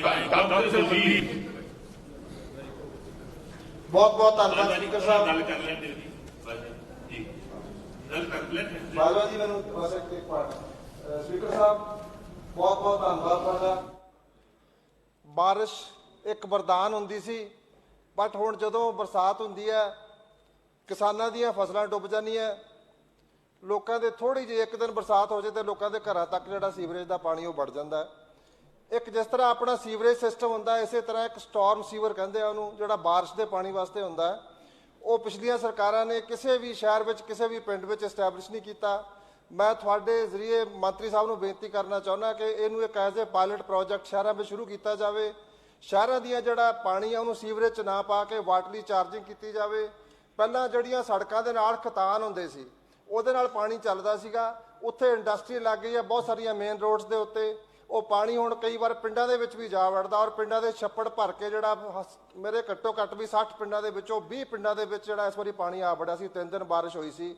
ਸੋ ਆਪਾਂ ਜਿਹੜਾ ਹਾਲ ਆਪਾਂ ਸਮਾਰਟ ਸਿਟੀ ਬੰਗਲੌਰ ਦਾ ਦੇਖਿਆ, ਜੇ ਅਸੀਂ ਆਪਣੇ ਲੁਧਿਆਣੇ ਦਾ, ਅੰਮ੍ਰਿਤਸਰ, ਪਟਿਆਲੇ ਦਾ ਉਹ ਹਾਲ ਨਹੀਂ ਦੇਖਣਾ ਚਾਹੁੰਦੇ, ਜੇ ਅਸੀਂ ਚਾਹੁੰਦੇ ਹਾਂ ਕਿ ਸਾਡੇ ਕਿਸਾਨਾਂ ਦੀਆਂ ਫਸਲਾਂ ਨਾ ਮਰਨ, ਤੇ ਮੈਂ ਇੱਧਰੋਂ ਖੇਤੀਬਾੜੀ ਮੰਤਰੀ ਸਾਹਿਬ ਨੂੰ ਵੀ ਬੇਨਤੀ ਕਰਦਾ ਕਿ ਜਿਹੜੇ ਖੂਹਾਂ ਦਾ ਪਾਣੀ ਪੀ ਕੇ ਅਸੀਂ ਵੱਡੇ ਹੋਏ ਆ, ਅਸੀਂ ਉਹਦਾ ਪਾਣੀ ਵਾਪਸ ਕਰੀਏ, ਉਹੋ ਜਿਹੇ ਖੂਹ ਬਣਾਈਏ, ਔਰ ਸ਼ਹਿਰਾਂ ਦੇ ਵਿੱਚ ਵੀ ਜਿਹੜਾ ਹੈਗਾ ਅਸੀਂ ਵਾਟਰ ਬੋਡੀਜ਼ ਬਣਾਈਏ, ਔਰ ਬਾਰਿਸ਼ ਦੇ ਪਾਣੀ ਦਾ ਇੱਕ ਸੁਚੱਜੇ ਢੰਗ ਨਾਲ ਇਹਨੂੰ ਆਉਣ ਵਾਲੀਆਂ ਪੀੜ੍ਹੀਆਂ ਵਾਸਤੇ ਸਟੋਰ। ਜੀ ਬਾਜਵਾ ਜੀ। ਸਪੀਕਰ ਸਾਹਿਬ, ਪਿਛਲੇ ਸੈਸ਼ਨ 'ਚ ਵੀ ਮੈਂ ਤੁਹਾਡੇ ਧਿਆਨ 'ਚ ਲਿਆਂਦਾ ਸੀ ਕਿ ਤੁਸੀਂ ਕੈਮਰਾਜ਼ ਇੱਥੇ ਲਗਵਾਏ ਨੇ ਸੋ ਦੈਟ ਸਮੁੱਚੇ ਘੱਟ ਤੋਂ ਘੱਟ ਪੰਜਾਬ ਨੂੰ, ਜੇ ਬਾਹਰਲੇ ਮੁਲਕਾਂ ਨੂੰ ਛੱਡ ਲਓ, ਬਾਹਰ ਤੇ ਪਤਾ ਨਹੀਂ ਕੋਈ ਵੇਖਦਾ ਕਿ ਨਹੀਂ, ਪਰ ਘੱਟ ਤੋਂ ਘੱਟ ਪੰਜਾਬ ਦੇ ਵਿੱਚ ਇੱਕ ਫੇਅਰ ਬਰਡਸ ਵਿਊ ਆਉਣਾ ਚਾਹੀਦਾ ਕਿ ਅੰਦਰ ਹੋ ਕੀ ਰਿਹਾ। ਮੈਂ ਚੈੱਕ ਕਰਾਂ। ਹੁਣ ਇੱਥੇ ਮੈਂ ਸਾਹਮਣੇ ਵੇਖ ਰਿਹਾ, ਆਪ ਦੇ ਮੈਂਬਰ ਸਾਹਿਬ ਬੋਲ ਰਹੇ, ਸਾਡੇ ਮਿੱਤਰ ਨੇ ਡਾਕਟਰ ਸਾਹਿਬ, ਖੂਬਸੂਰਤ ਉਹਨਾਂ ਦੀ ਸ਼ਕਲ ਤੇ ਸਾਰਾ ਕੁਝ ਆ ਰਿਹਾ ਸੀ, ਵਿਊ ਆ ਰਿਹਾ ਸੀ। ਜਿੱਦਣ ਸਾਡੇ ਵੱਲ ਹੁੰਦਾ ਉਹ ਵੇਖ ਲਓ, ਅਸੀਂ ਕਿਤੇ ਵੀ ਨਹੀਂ। ਮੇਰਾ ਮਤਲਬ what is the idea of having these cameras? ਇਹ ਵੀ ਆਪਾਂ ਮੈਨੂਪਲੇਟ ਜੇ ਕਰਨੇ ਨੇ। ਹਾਂਜੀ, ਇੱਕ ਨੰਬਰ 2 ਮੇਰੇ ਇੱਕ ਉਹ ਬਹਿ ਜਾ ਯਾਰ, ਬਹਿ ਜਾ, ਬਹਿ ਜਾ। ਇੱਕ ਮਿੰਟ ਬਾਜਵਾ ਜੀ, ਤੂੰ ਜਿੱਡਾ ਕਿ ਸੋਹਣਾ, ਇੱਕ ਮਿੰਟ ਬਾਜਵਾ ਜੀ, ਬਹਿ ਜਾ। ਇੱਕ ਮਿੰਟ ਬਾਜਵਾ ਜੀ, ਜਿੱਡਾ ਕਿ ਸੋਹਣਾ ਸਾਨੂੰ ਹੀ ਪਤਾ। ਇੱਕ ਮਿੰਟ ਬਾਜਵਾ ਜੀ, ਬਹਿ ਜਾ, ਜਿੰਨੀ ਤੇਰੇ ਵੀ ਰਾਜਾ ਜੀ ਇੱਕ ਮਿੰਟ ਬੈਠੋ। ਰਾਜਾ ਬਾਜਵਾ ਜੀ ਇੱਕ ਮਿੰਟ, ਬਾਜਵਾ ਜੀ, ਬਾਜਵਾ ਸਾਹਿਬ, ਬਾਜਵਾ ਸਾਹਿਬ ਇੱਕ ਮਿੰਟ, ਮੈਂ let me speak, let me speak, let me speak. Bajwa ਜੀ, ਬਾਜਵਾ ਜੀ, ਬਾਜਵਾ ਜੀ, ਬਾਜਵਾ ਜੀ, ਬਾਜਵਾ ਜੀ, ਕੋਈ ਵੀ ਮੈਂਬਰ ਕਿਸੇ ਵੀ ਮਾਣਯੋਗ ਮੈਂਬਰ ਦੀ ਸ਼ਾਨ ਦੇ ਖਿਲਾਫ ਬਿਲਕੁਲ ਨਹੀਂ ਬੋਲੇਗਾ। ਔਰ ਮੈਂ ਦੇਵ ਮਾਨ ਜੀ ਦੀ ਇਸ ਗੱਲ ਦਾ ਸਖਤ ਨੋਟਿਸ ਲੈਣਾ। ਚੇਅਰ ਇਸ ਗੱਲ ਦਾ ਸਖਤ ਨੋਟਿਸ ਲੈਂਦੀ ਹੈ, ਕਿਸੇ ਨੂੰ ਵੀ ਨੋ ਡਨ, ਪਲੀਜ਼ ਸਿਟ ਡਾਊਨ, ਬੈਠੋ ਤੁਸੀਂ। ਨੋ ਰਾਜਾ ਜੀ ਬੈਠੋ, ਰਾਣਾ ਗੱਲ ਆਪਾਂ ਅੱਗੇ ਚਲਾਈਏ, ਠੀਕ ਹੈ ਬਾਜਵਾ ਜੀ, ਬੈਠੋ ਬੈਠੋ। ਹੋ ਗਿਆ ਰਾਜਾ ਜੀ, ਹੋ ਗਿਆ ਰਾਜਾ ਜੀ, ਹੋ ਗਿਆ, ਚਲੋ ਹੋ ਗਿਆ, ਡਨ। ਰਾਣਾ ਇੰਦਰ ਪ੍ਰਤਾਪ, ਹੋ ਗਿਆ ਜੀ, ਹੋ ਗਿਆ ਜੀ, ਹੋ ਗਿਆ। ਇਸ ਤੋਂ ਬਾਅਦ ਹੋਰ ਕੁਝ ਕਹਿਣਾ ਹੈ? ਰਾਣਾ ਇੰਦਰ ਪ੍ਰਤਾਪ ਜੀ, ਬਾਜਵਾ ਜੀ ਬੈਠੋ, ਬੈਠੋ ਜੀ, ਬੈਠੋ। ਹੁਣ ਬਹੁਤ ਹੀ ਸਤਿਕਾਰਯੋਗ ਸਪੀਕਰ ਸਾਹਿਬ, ਹੁਣ ਗੱਲ ਹੋ ਜਾਣ ਦਿਓ। ਮੇਰੀ ਇੱਕ ਮਿੰਟ ਜੀ, ਬਾਜਵਾ ਜੀ ਨੂੰ। ਹਾਂ ਜੀ, ਇੱਕ ਬੇਨਤੀ ਸੁਣ ਲਓ ਸਰ, ਮੇਰੀ ਬੇਨਤੀ ਸੁਣ ਲਓ। ਤੁਹਾਡੇ ਹਰ ਹੁਕਮ ਦੀ ਅਸੀਂ ਪਾਲਣਾ ਕਰਨੇ ਆ, ਸਾਡੀ ਵੀ ਕੋਈ ਮੰਨ ਲਿਆ ਕਰੋ। ਸੁਖਪਾਲ ਸਿੰਘ ਖਹਿਰਾ ਨੇ ਕੋਈ ਪੰਜਾਬ ਦੇ ਇੰਟਰਸਟ ਦੇ ਵਿੱਚ ਕੋਈ ਗੱਲ 0R 'ਚ ਲੈ ਕੇ ਆਣੀ, ਕਿਰਪਾ ਕਰਕੇ ਟਾਈਮ ਦੇ, ਕਿਰਪਾ ਕਰਕੇ ਮੇਰੇ ਕਹਿਣ ਤੇ ਦੇ। ਚਲੋ ਇੱਕ ਮਿੰਟ ਜੀ, ਬੈਠੋ ਖਹਿਰਾ ਸਾਹਿਬ, ਜਰਾ ਮੇਰੀ ਵੀ ਹੁਣ ਸੁਣ ਲਓ। ਕਿਹੜਾ ਸੈਸ਼ਨ ਹੋਇਆ ਜਿਹਦੇ ਵਿੱਚ ਕਿਸੇ ਵੀ ਟੂਲ ਦੇ ਵਿੱਚ ਸਰਦਾਰ ਸੁਖਪਾਲ ਸਿੰਘ ਖਹਿਰਾ ਦੀ ਸ਼ਮੂਲੀਅਤ ਨਹੀਂ ਹੋਈ? ਇਹ ਨਹੀਂ ਜੀ, ਨਹੀਂ। ਤੇ ਫਿਰ ਤੁਸੀਂ ਬਹਿਸ ਕਰਦੇ ਹੋ ਜੀ। Nobody will dictate the chair. You try to dictate the chair, nobody will dictate the chair. Yes. Rana Indra Pratap. ਬਹੁਤ ਹੀ ਸਤਿਕਾਰਯੋਗ This is not a speaker way. Sahib, This is not a way. Speaker ਸਾਹਿਬ ਮੇਰੀ ਇੱਕ ਬੇਨਤੀ ਹੈ, ਮੈਂ ਵੀ ਪਹਿਲੀ ਵਾਰ ਬੋਲਣ ਲੱਗਿਆ, ਮੈਨੂੰ 5 ਮਿੰਟ ਦੇ ਦਿਓ ਪਹਿਲੀ ਵਾਰ, ਇੰਨੀ ਕੁ ਬੇਨਤੀ ਪ੍ਰਵਾਨ ਕਰਿਓ ਕਿਉਂਕਿ ਮੇਰੇ ਅੱਜ ਪਹਿਲੀ ਵਾਰ ਬਸ ਅੱਜ ਪ੍ਰਵਾਨ ਕਰਦੀ। ਬਹੁਤ ਹੀ ਸਤਿਕਾਰਯੋਗ ਸਪੀਕਰ ਸਾਹਿਬ, ਮੈਂ ਤੁਹਾਡੇ ਰਾਹੀਂ ਸਰਕਾਰ ਦੀ ਨੌਲੇਜ 'ਚ ਇੱਕ ਗੱਲ ਲੈ ਕੇ ਆਉਣੀ ਚਾਹੁੰਦਾ ਕਿ ਬਿਆਸ ਦਰਿਆ ਦੇ ਵਿੱਚ ਮੇਰਾ ਇਲਾਕਾ ਲੱਗਦਾ, ਨਾਲ ਮਾਝੇ ਦਾ ਵੀ ਇਲਾਕਾ ਲੱਗਦਾ, ਤੇ ਬਿਆਸ ਦਰਿਆ ਹਮੇਸ਼ਾ ਫਲੱਡ ਆਉਂਦਾ ਉਹਦੇ ਵਿੱਚ, ਤੇ ਲੋਕਾਂ ਦੀਆਂ ਜ਼ਮੀਨਾਂ ਕਈ ਹਜ਼ਾਰ ਏਕੜ ਖਰਾਬ ਹੋ ਜਾਂਦੀ ਤੇ ਸਰਕਾਰ ਨੂੰ ਉਹਦਾ ਮੁਆਵਜ਼ਾ ਦੇਣਾ ਪੈਂਦਾ। ਮੈਂ ਸੋਚਦਾ ਸੀ ਵੀ ਇਹ ਕੁਦਰਤ ਹੈ ਅੱਜ ਤੱਕ, ਪਰ ਜਦੋਂ ਮੈਂ ਐਨਾਲਾਈਜ਼ ਕੀਤਾ, ਮੈਂ ਤੁਹਾਡੇ ਰਾਹੀਂ ਦੱਸਣਾ ਚਾਹੁੰਦਾ ਇਹ ਕੁਦਰਤ ਨਹੀਂ, ਇਹ ਕਿਤੇ ਨਾ ਕਿਤੇ ਸਾਡੀ ਅਣਗਹਿਲੀ ਵੀ ਹੈਗੀ ਆ, ਤੇ ਉਹਦੇ ਤੇ ਸਰਕਾਰ ਸੋਚੇ ਤੇ ਉਹਦੇ ਤੇ ਯੋਗਦਾਨ ਤੇ ਕੰਮ ਕਰੇ। ਮੈਂ ਪਿਛਲੇ 2 ਮਹੀਨੇ ਪਹਿਲਾਂ ਇੱਕ 7 ਦਿਨ ਦਾ ਐਨਾਲਿਸਿਸ ਕੀਤਾ ਵੀ ਹਰੀਕੇ 'ਚ 30,000 ਕਿਊਸੈਕ ਪਾਣੀ ਆ ਰਿਹਾ ਤੇ ਉੱਤੋਂ 60,000 ਕਿਊਸੈਕ ਪਾਣੀ ਛੱਡਿਆ ਜਾ ਰਿਹਾ। ਹਰੀਕੇ ਵਾਲੇ ਕਹਿਣ ਸਾਡੇ ਕੋਲ ਪਾਣੀ ਨਹੀਂ, ਸਾਡੇ ਇਲਾਕੇ ਪਾਣੀ ਨਾਲ ਡੁੱਬੇ ਪਏ ਸੀ। ਫਿਰ ਉਸ ਤੋਂ ਬਾਅਦ ਐਨਾਲਾਈਜ਼ ਇਹ ਕੀਤਾ ਕਿ ਜੇ 60,000 ਹਰੀਕੇ ਢਿਲਵਾਂ ਤੋਂ ਛੱਡਿਆ ਜਾ ਰਿਹਾ ਤੇ ਹਰੀਕੇ ਪਹੁੰਚ ਕਿਉਂ ਨਹੀਂ ਰਿਹਾ, ਪਹੁੰਚ ਸਿਰਫ 30,000 ਰਿਹਾ। ਇਹ ਕਾਨੂੰਨੀ ਕਾਗਜ਼ਾਂ 'ਚ ਹੈ। ਐਨਾਲਾਈਜ਼ ਇਹ ਹੋਇਆ ਵੀ ਉਹ ਜਿਹੜਾ ਪਾਣੀ ਆ 6 ਦਿਨਾਂ 'ਚ 1 ਲੱਖ ਕਿਊਸੈਕ ਪਾਣੀ ਲੋਕਾਂ ਦੇ ਖੇਤਾਂ 'ਚ ਜਾ ਵੜਿਆ। ਸੋ ਬਿਆਸ ਦਰਿਆ ਹਰੀਕੇ ਦੀ ਕੈਰਿੰਗ ਕੈਪੈਸਿਟੀ 6 ਲੱਖ ਕਿਊਸੈਕ ਪਾਣੀ ਦੀ ਆ। 1983 'ਚ ਵੀ ਉਹਨੇ 6 ਲੱਖ ਕਿਊਸੈਕ ਪਾਣੀ ਕੱਢਿਆ, ਤੇ ਅੱਜ ਜੇ 30,000 ਕਿਊਸੈਕ ਪਾਣੀ ਆ ਜਾਵੇ ਤੇ ਸਾਡਾ ਇਲਾਕਾ ਡੁੱਬ ਰਿਹਾ। ਸਾਨੂੰ ਇਹਦੇ ਤੇ ਸੋਚਣ ਦੀ ਲੋੜ ਹੈ। ਸਰਕਾਰ ਦੇ ਕੰਸਰਨਡ ਮੰਤਰੀ ਸਾਹਿਬ ਨੂੰ ਮੈਂ ਬੇਨਤੀ ਕੀਤੀ ਸੀ, ਤੁਹਾਡੇ ਤਾਈਂ ਰਾਹੀਂ ਕਰਦਾ ਕਿ ਇਹਦਾ ਐਨਾਲਾਈਜ਼ ਕਰੀਏ ਕਿ 5% ਤੇ ਹਰੀਕੇ ਦਰਿਆ ਕਿਉਂ ਹੈਗਾ। ਲੋੜ ਇਹ ਹੈਗੀ ਆ ਕਿ ਇੱਕ ਤੇ ਉਹਦੀ ਡੀਸਿਲਟਿੰਗ ਕਰਨ ਵਾਲੀ ਆ, ਦੂਜੀ ਸਫਾਈ ਬੂਟੀ ਦੀ, ਤੀਜੀ ਚੈਨਲਾਈਜੇਸ਼ਨ, ਤਾਂ ਕਿ ਲੋਕਾਂ ਦੇ ਖੇਤਾਂ ਦੇ ਵਿੱਚ ਪਾਣੀ ਨਾ ਵਗੇ। ਅੱਜ ਅਸਲੀਅਤ ਇਹ ਆ ਕਿ 30,000 ਕਿਊਸੈਕ ਪਾਣੀ ਇੱਕ ਦਰਿਆ ਨਹੀਂ ਨਹਿਰ ਹੀ ਖਿੱਚ ਜਾਂਦੀ ਆ। ਸੋ ਮੇਰੀ ਇਹ ਬੇਨਤੀ ਹੈ ਸਰਕਾਰ ਇਸ ਚੀਜ਼ ਤੇ ਧਿਆਨ ਦੇਵੇ ਤਾਂ ਕਿ ਜਿੰਨੇ ਪੈਸੇ ਆਪਾਂ ਨੂੰ ਜ਼ਿਮੀਂਦਾਰਾਂ ਨੂੰ ਦੇਣੇ ਪੈਂਦੇ ਆ ਕ੍ਰੌਪ ਕੰਪਨਸੇਸ਼ਨ ਤੇ, ਜੇ ਉਹੀ ਪੈਸੇ 1 ਸਾਲ ਇਹਦੇ ਤੇ ਲਾ ਦਈਏ ਤਾਂ ਗੱਲ ਕਿੱਥੇ ਦੀ ਕਿੱਥੇ ਜਾ ਪੜੂਗੀ। ਸੋ ਸਰਕਾਰ ਇੱਥੇ ਬੇਨਤੀ ਕਰੇ। ਦੂਜਾ ਸਪੀਕਰ ਸਾਹਿਬ, ਇੱਕ ਗੱਲ ਹੋਣੀ ਹੈ। ਥੈਂਕ ਯੂ ਦਿਨੇਸ਼ ਚੱਡਾ, ਬੈਠੋ, ਕੋਈ ਨਹੀਂ, ਫੇਰ ਮੌਕਾ ਮਿਲੇਗਾ, ਫੇਰ you will get another chance. ਬੈਠੋ ਤੁਸੀਂ, ਦਿਨੇਸ਼ ਚੱਡਾ। ਮਾਨਯੋਗ ਸਪੀਕਰ ਸਾਹਿਬ, ਮੈਂ ਮਾਨਯੋਗ ਲੋਕ ਨਿਰਮਾਣ ਮੰਤਰੀ ਸਾਹਿਬ ਦੇ ਧਿਆਨ 'ਚ ਲਿਆਉਣਾ ਚਾਹੁੰਦਾ ਕਿ ਆਜ਼ਾਦੀ ਤੋਂ ਇੰਨੇ ਸਾਲ ਬਾਅਦ ਵੀ ਅੱਜ ਵੀ ਪੰਜਾਬ ਦੇ ਕੁਝ ਪਿੰਡ ਨੇ ਜਿਨ੍ਹਾਂ ਨੂੰ ਪਿਛਲੀਆਂ ਸਰਕਾਰਾਂ ਨੇ ਅਣਗੌਲਿਆ ਕੀਤਾ। ਅੱਜ ਵੀ ਕੁਝ ਪਿੰਡਾਂ ਤੱਕ ਜਾਣ ਲਈ ਸੜਕ ਨਹੀਂ ਹੈ, ਅਨਕਨੈਕਟਡ ਪਿੰਡ ਨੇ। ਇਹ ਬੜੀ ਸ਼ਰਮਸਾਰ ਗੱਲ ਹੈ ਕਿ ਅੱਜ ਵੀ ਆਜ਼ਾਦੀ ਤੋਂ ਇੰਨੀ ਦੇਰ ਬਾਅਦ 'ਚ ਵੀ ਪੰਜਾਬ ਦੀਆਂ ਕੁਝ ਪਿੰਡਾਂ ਤੱਕ ਜਾਣ ਲਈ ਪੱਕੀ ਸੜਕ ਨਹੀਂ ਹੈ, ਕੱਚੇ ਰਸਤਿਆਂ ਤੋਂ ਲੰਘ ਕੇ ਜਾਣਾ ਪੈਂਦਾ। ਰੋਪੜ ਵਿਧਾਨ ਸਭਾ ਹਲਕੇ ਦੇ ਐਸੇ 5 ਪਿੰਡ ਨੇ ਜੀ, ਧਲੋ ਪਿੰਡ, ਚੈੜੀਆਂ, ਟਾਂਡਾ ਬਰਦਾਰ, ਸ਼ਾਹਪੁਰ ਬੇਲਾ।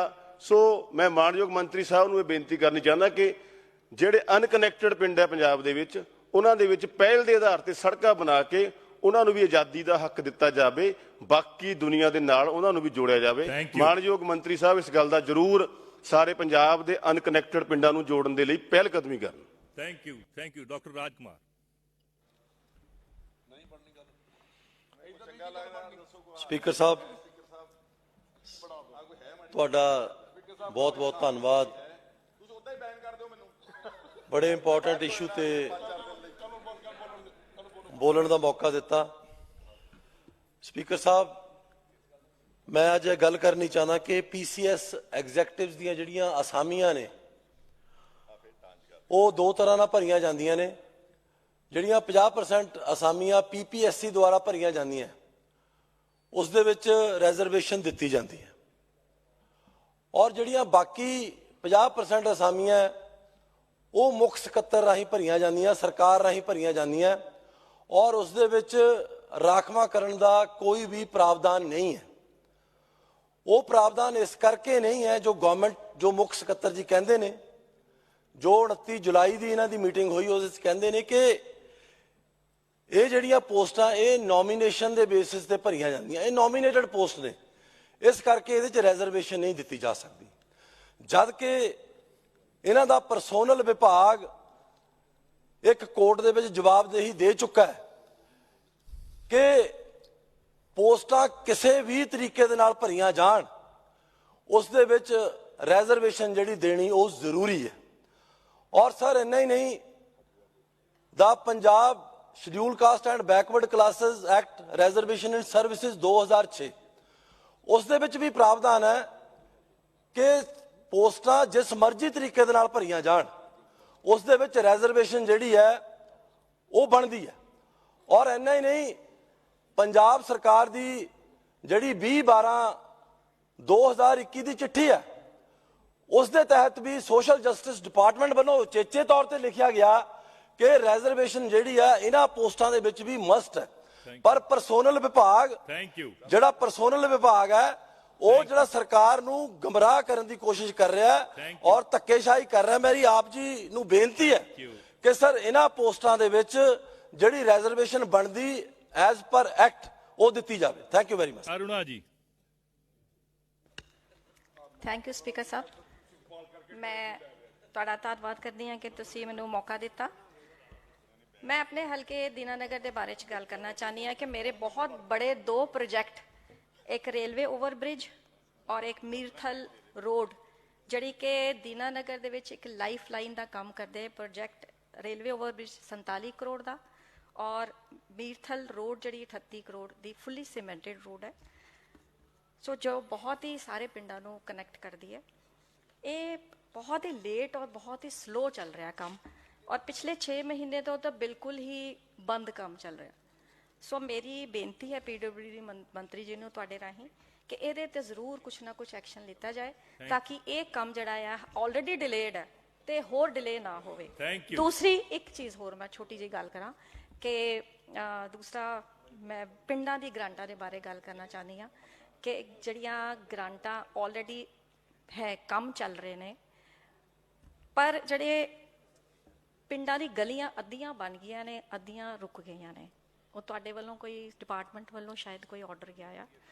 ਸੋ ਇਸ ਕਰਕੇ ਉਹ ਜਿਹੜਾ ਸਮਾਨ ਹੈ, ਚਾਹੇ ਉਹ ਟਾਈਲਸ ਨੇ ਚਾਹੇ ਉਹ ਇੱਟਾਂ ਨੇ, ਉਹ ਉੱਥੇ ਪਈਆਂ ਹੋਈਆਂ ਨੇ ਔਰ ਉੱਥੇ ਕੰਮ ਬਿਲਕੁਲ ਨਹੀਂ ਚੱਲ ਰਿਹਾ। ਸੋ ਮੈਂ ਚਾਹਾਂਗੀ ਕਿ ਤੁਹਾਡਾ ਧਿਆਨ ਦਿਵਾਉਣਾ ਚਾਹੁੰਦੀ। ਇੰਦਰਜੀਤ ਕੌਰ ਮਾਨ, ਬੈਠ ਜਾਓ ਪਲੀਜ਼, ਤੁਸੀਂ ਬੈਠ ਜਾਓ, ਤੁਸੀਂ ਬੈਠ ਜਾਓ ਜੀ।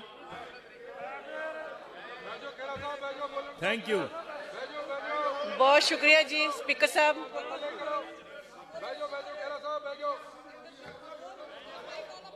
ਬਹੁਤ ਬਹੁਤ ਧੰਨਵਾਦ ਜੀ ਸਪੀਕਰ ਸਾਹਿਬ ਜੀ, ਤੁਸੀਂ ਉਹਨਾਂ ਨੂੰ ਬੋਲਣ ਦਿਓ ਜੀ। ਮੈਂ ਹਾਊਸ ਦੇ ਧਿਆਨ ਦੇ ਵਿੱਚ ਇਹ ਗੱਲ ਲਿਆਉਣਾ ਚਾਹੁੰਦੀ ਹਾਂ ਕਿ ਪੰਜਾਬ ਦੇ ਵੱਖ-ਵੱਖ ਛੋਟੇ ਕਸਬਿਆਂ ਤੋਂ ਲੈ ਕੇ ਹਰ ਇੱਕ ਥਾਂ ਦੇ ਉੱਤੇ ਹਜ਼ਾਰਾਂ ਦੀ ਗਿਣਤੀ ਦੇ ਵਿੱਚ। ਇੱਕ ਮਿੰਟ ਬੀਬੀ ਜੀ, ਜਿਹੜਾ ਵੀ ਇੱਥੇ ਮਾਨਯੋਗ ਮੈਂਬਰ ਵਿਧਾਨ ਸਭਾ ਦੇ ਵਿੱਚ ਆਇਆ ਕੋਈ ਵੀ ਗਲਤ ਕੰਮ ਨਹੀਂ ਕਰਦਾ। ਫਿਰ ਇਹਨਾਂ ਨੂੰ ਬਿਨਾਂ ਮੰਗਿਆ ਟਾਈਮ ਮਿਲ ਰਿਹਾ, ਤੁਹਾਨੂੰ ਕਿਉਂ ਨਹੀਂ ਮਿਲਦਾ? ਜੇ ਇਹਨਾਂ ਨੂੰ ਬਿਨਾਂ ਮੰਗਿਆ ਮਿਲ ਰਿਹਾ, ਤੁਹਾਨੂੰ ਕਿਉਂ ਨਹੀਂ ਮਿਲਦਾ? ਤੁਸੀਂ ਕਿਉਂ ਖਰੂਦ ਪਾਉਂਦੇ ਹੋ? ਤੁਸੀਂ ਪੰਜਾਬ ਦੇ ਲੋਕਾਂ ਦਾ ਟਾਈਮ ਖਰਾਬ ਕਰਦੇ ਹੋ। ਤੁਸੀਂ ਬੈਠੋ, ਤੁਸੀਂ ਬੈਠੋ, ਤੁਹਾਨੂੰ ਹਰ ਵਾਰੀ ਟਾਈਮ ਮਿਲਦਾ ਹੈ। ਇਹ ਨਹੀਂ ਹੈ ਵੀ ਤੁਸੀਂ ਡਿਕਟੇਟ ਨਹੀਂ ਕਰੋਗੇ ਚੇਅਰ ਨੂੰ। You will never dictate chair, nobody can dictate a chair. ਤੁਸੀਂ ਖੈਰਾ ਸਾਹਿਬ ਬੈਠੋ, ਤੁਸੀਂ ਬੈਠੋਗੇ, ਤੁਸੀਂ ਬੈਠੋਗੇ, ਤੁਸੀਂ ਬੈਠੋ ਨਾ, ਫਿਰ ਤੁਸੀਂ ਬੈਠੋ। ਤੁਹਾਨੂੰ ਕੌਣ ਕਹਿੰਦਾ ਨਹੀਂ ਸਮਾਂ ਦੇਣਾ? ਤੁਹਾਨੂੰ ਕਿਹਨੇ ਕਿਹਾ ਨਹੀਂ ਦੇਣਾ? ਨੋ ਨੋ। ਚਲੋ ਬੀਬਾ ਜੀ ਤੁਸੀਂ ਕਰੋ ਗੱਲ। ਸਪੀਕਰ ਸਾਹਿਬ ਬਹੁਤ ਧਿਆਨ ਦੇਣ ਯੋਗ ਮੁੱਦਾ ਹੈ ਜੀ।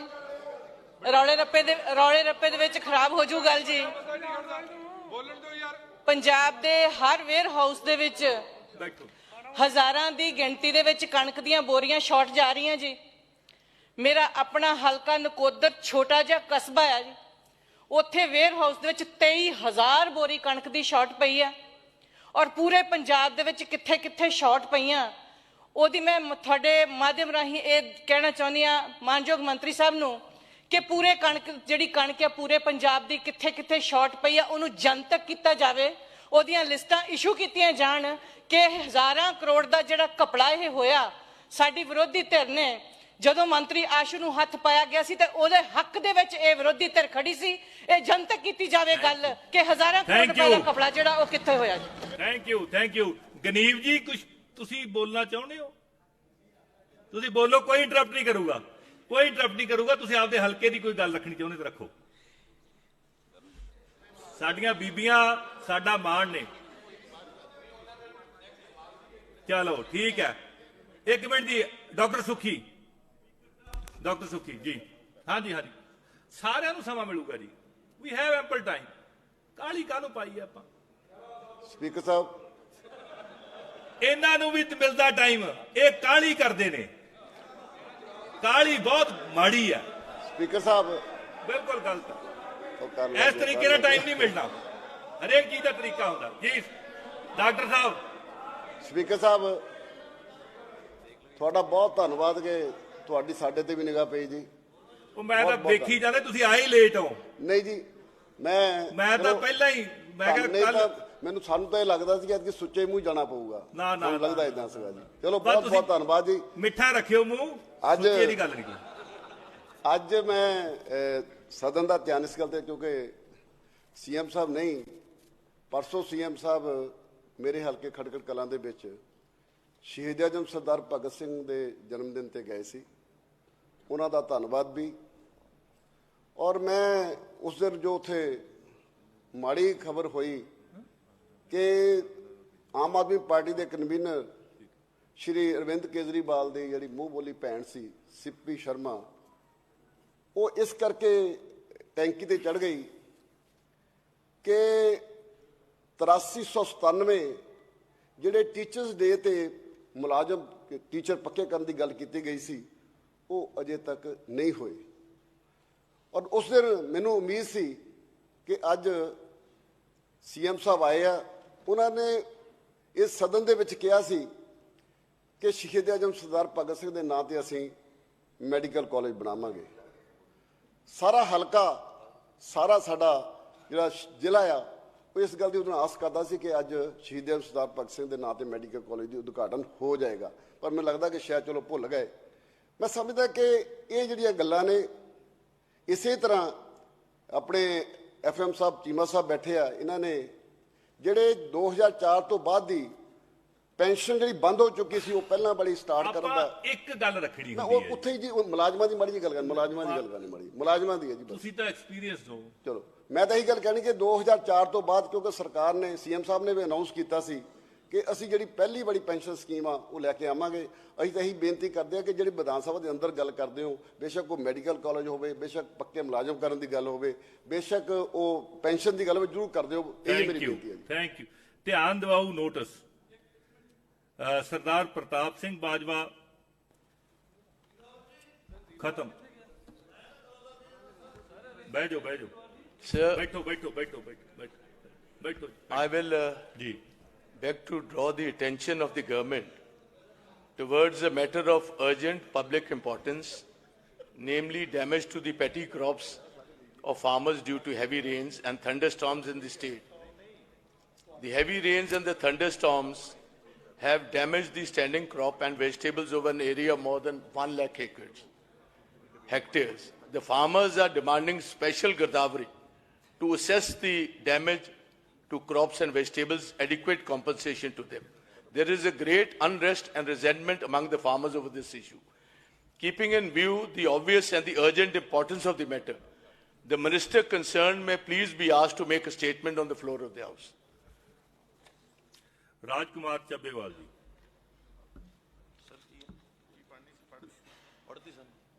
ਠੀਕ ਹੈ ਜੀ, ਥੈਂਕ ਯੂ। ਮੰਤਰੀ ਜੀ ਸਰਦਾਰ ਕੁਲਦੀਪ ਸਿੰਘ ਧਾਲੀਵਾਲ। ਮਾਨਯੋਗ ਸਪੀਕਰ ਸਾਹਿਬ, ਮੈਂ ਤੁਹਾਡੇ ਰਾਹੀਂ ਮਾਨਯੋਗ LOP ਸਾਹਿਬ ਸਰਦਾਰ ਪ੍ਰਤਾਪ ਸਿੰਘ ਬਾਜਵਾ ਜੀ ਨੂੰ ਦੱਸਣਾ ਚਾਹੁੰਦਾ ਕਿ ਅਸੀਂ ਜਿੰਨੀਆਂ ਵੀ ਪੰਜਾਬ ਦੇ ਵਿੱਚ ਪਹਿਲਾਂ ਜਿਹੜਾ ਇੱਕ ਚੀਨੀ ਵਾਇਰਸ ਆਇਆ, ਉਹਦੇ ਰਾਹੀਂ ਜਿਹੜਾ ਝੋਨਾ ਖਰਾਬ ਹੋਇਆ, ਉਹ ਜਿਹੜਾ ਬਾਰਿਸ਼ ਦੇ ਨਾਲ ਝੋਨਾ ਖਰਾਬ ਹੋਇਆ, ਝੋਨਾ ਵੀ ਤੇ ਸਾਡੀ ਕੁਝ ਆਲੂਆਂ ਦੀ ਜਿਹੜੇ ਫਸਲ ਆ ਉਹ ਵੀ ਖਰਾਬ ਹੋਈ ਆ, ਸਬਜ਼ੀਆਂ ਖਰਾਬ ਹੋਈਆਂ। ਅਸੀਂ ਸਭ ਦੀ ਗਿਰਦਾਵਰੀ ਕਰਾ ਦੇ, ਔਰ ਜਦੋਂ ਗਿਰਦਾਵਰੀ ਕੰਪਲੀਟ ਹੋ ਜੂਗੀ ਤੇ ਅਸੀਂ ਉਹਦਾ ਬਣਦਾ ਢੁਕਵਾਂ ਮੁਆਵਜ਼ਾ ਜਿਹੜਾ ਉਹ ਪੰਜਾਬ ਸਰਕਾਰ ਜਿਹੜੀ ਕਿਸਾਨਾਂ ਨੂੰ ਦਊਗੀ। ਮੈਂ ਤੁਹਾਨੂੰ ਦੱਸਣਾ ਚਾਹੁੰਦਾ ਸੀ। ਬਾਜਵਾ ਸਾਹਿਬ, ਤੇ ਮੈਂ ਮੰਤਰੀ ਜੀ ਨੂੰ ਤੁਹਾਡੇ ਜ਼ਰੀਏ ਪੁੱਛਣਾ ਚਾਹੁੰਦਾ ਕਿ ਸਪੈਸ਼ਲ ਗਿਰਦਾਵਰੀ ਦੇ ਆਰਡਰਸ ਗਵਰਨਮੈਂਟ ਨੇ ਕਿਸ ਤਰੀਕ ਦੇ ਕੀਤੇ? ਸਾਨੂੰ ਪਹਿਲੇ ਤੇ ਇਹ ਦੱਸਿਆ ਜਾਏ ਕਿ ਅਜੇ ਤੱਕ ਤੇ ਹੋਏ ਨਹੀਂ, ਕਦੋਂ ਕਰੋਗੇ? ਕਾਈਂਡਲੀ ਇਹ ਦੱਸੋ ਸਾਨੂੰ, ਕਦੋਂ ਕਰੋਗੇ, ਸੋ ਦੈਟ ਫਾਰਮਰਸ ਨੂੰ ਐਂਡਲੈਸਲੀ ਨਾ ਵੇਟ ਕਰਨਾ ਪਏ। ਮੰਤਰੀ ਜੀ, ਅਸੀਂ ਸਪੀਕਰ ਸਾਹਿਬ, ਮੈਂ LOP ਸਾਹਿਬ ਨੂੰ ਦੱਸਣਾ ਚਾਹੁੰਦਾ ਕਿ ਮਾਨ ਸਾਹਿਬ ਨੇ ਖੁਦ ਵੀ, ਮੈਂ ਵੀ ਜ਼ਬਾਨੀ ਤੌਰ ਤੇ ਸਾਰੇ ਡੀ ਸਾਹਿਬ ਨੂੰ ਜਿਸ ਦਿਨ ਬਾਸ ਹੋਈ ਜਾਂਦੀ, ਉਹ ਤੋਂ ਪਹਿਲਾਂ ਜਿਸ ਦਿਨ ਝੋਨੇ ਨੂੰ ਦੂਜੀ ਬਿਮਾਰੀ ਪਈ, ਉਸ ਦਿਨ ਵੀ ਸਾਡੀ ਲਗਭਗ ਕਾਫੀ ਗਿਰਦਾਵਰੀ ਜਿਹੜੀ ਹੋ ਗਈ ਹੈ ਬਾਇਓ ਸਾਹਿਬ, ਤੇ ਬਾਕੀ ਜਿਹੜੀ ਆ ਉਹ ਹੋ ਚੱਲੀ। ਅਸੀਂ ਸਭ ਦੀ ਡਿਊਟੀ ਲਾਈ ਹੈ। ਥੈਂਕ ਮੇਰਾ ਖਿਆਲ ਹੈ ਹੁਣ ਦੋ ਮੈਂਬਰ ਤੁਹਾਡੇ ਸਰ, ਦੂਜੇ ਦੋ ਮੈਂਬਰ ਕਰ ਸਕਦੇ ਤੁਹਾਡੇ।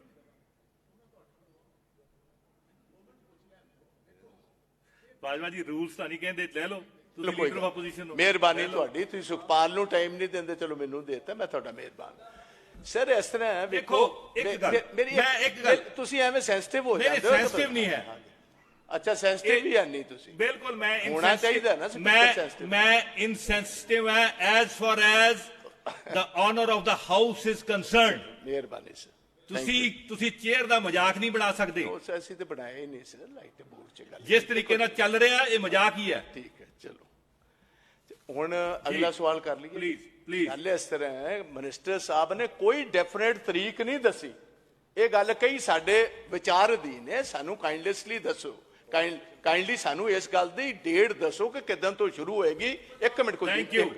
Thank you. ਦੂਜੀ ਗੱਲ, ਕੰਪਨਸੇਸ਼ਨ ਕਿੰਨੀ ਦੋਗੇ ਕਿਸਾਨਾਂ ਨੂੰ?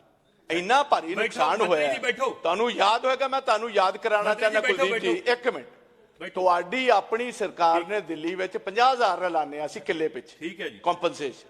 ਕੀ ਤੁਸੀਂ ਕਰੋਗੇ? ਚਲੋ ਹੈਕਟੇਅਰ ਜੀ ਕਰ ਲਓ, ਕਨਵਰਟ ਕਰ ਲਓ, ਠੀਕ ਹੈ। ਤੁਸੀਂ ਕੁਝ ਇੱਕ ਸੈਕਿੰਡ, ਅਜੇ ਕੁਲਦੀਪ ਜੀ 2 ਮਿੰਟ ਬੈਠੋ, 2 ਮਿੰਟ ਬੈਠੋ, ਤੁਹਾਡੇ ਵਾਸਤੇ ਬਹੁਤ ਜ਼ਰੂਰੀ ਹੈ। ਵੇਖੋ ਉੱਥੇ ਗੁਲਾਬੀ ਜਿਹੜੀ ਤੁਸੀਂ ਅੱਜ ਪੱਗ ਬੰਨੀ, ਇਸੇ ਰੰਗ ਦੀ ਸੁੰਡੀ ਪਈ ਬਾਲ ਵਿੱਚ, ਅਜੇ ਤੱਕ ਕੰਪਨਸੇਸ਼ਨ ਨਹੀਂ ਮਿਲੀ ਕਿਸਾਨਾਂ ਨੂੰ। ਜਿਹੜਾ ਤੁਸੀਂ ਮੂੰਗੀ ਦੀ ਗੱਲ ਕੀਤੀ ਸੀ, ਗਾਰੰਟੀ ਦੇਵਾਂਗੇ, 11% ਤੁਸੀਂ ਖਰੀਦੀ ਹੈ, 90% ਪ੍ਰਾਈਵੇਟ ਅਦਾਰਿਆਂ ਨੇ ਖਰੀਦੀ।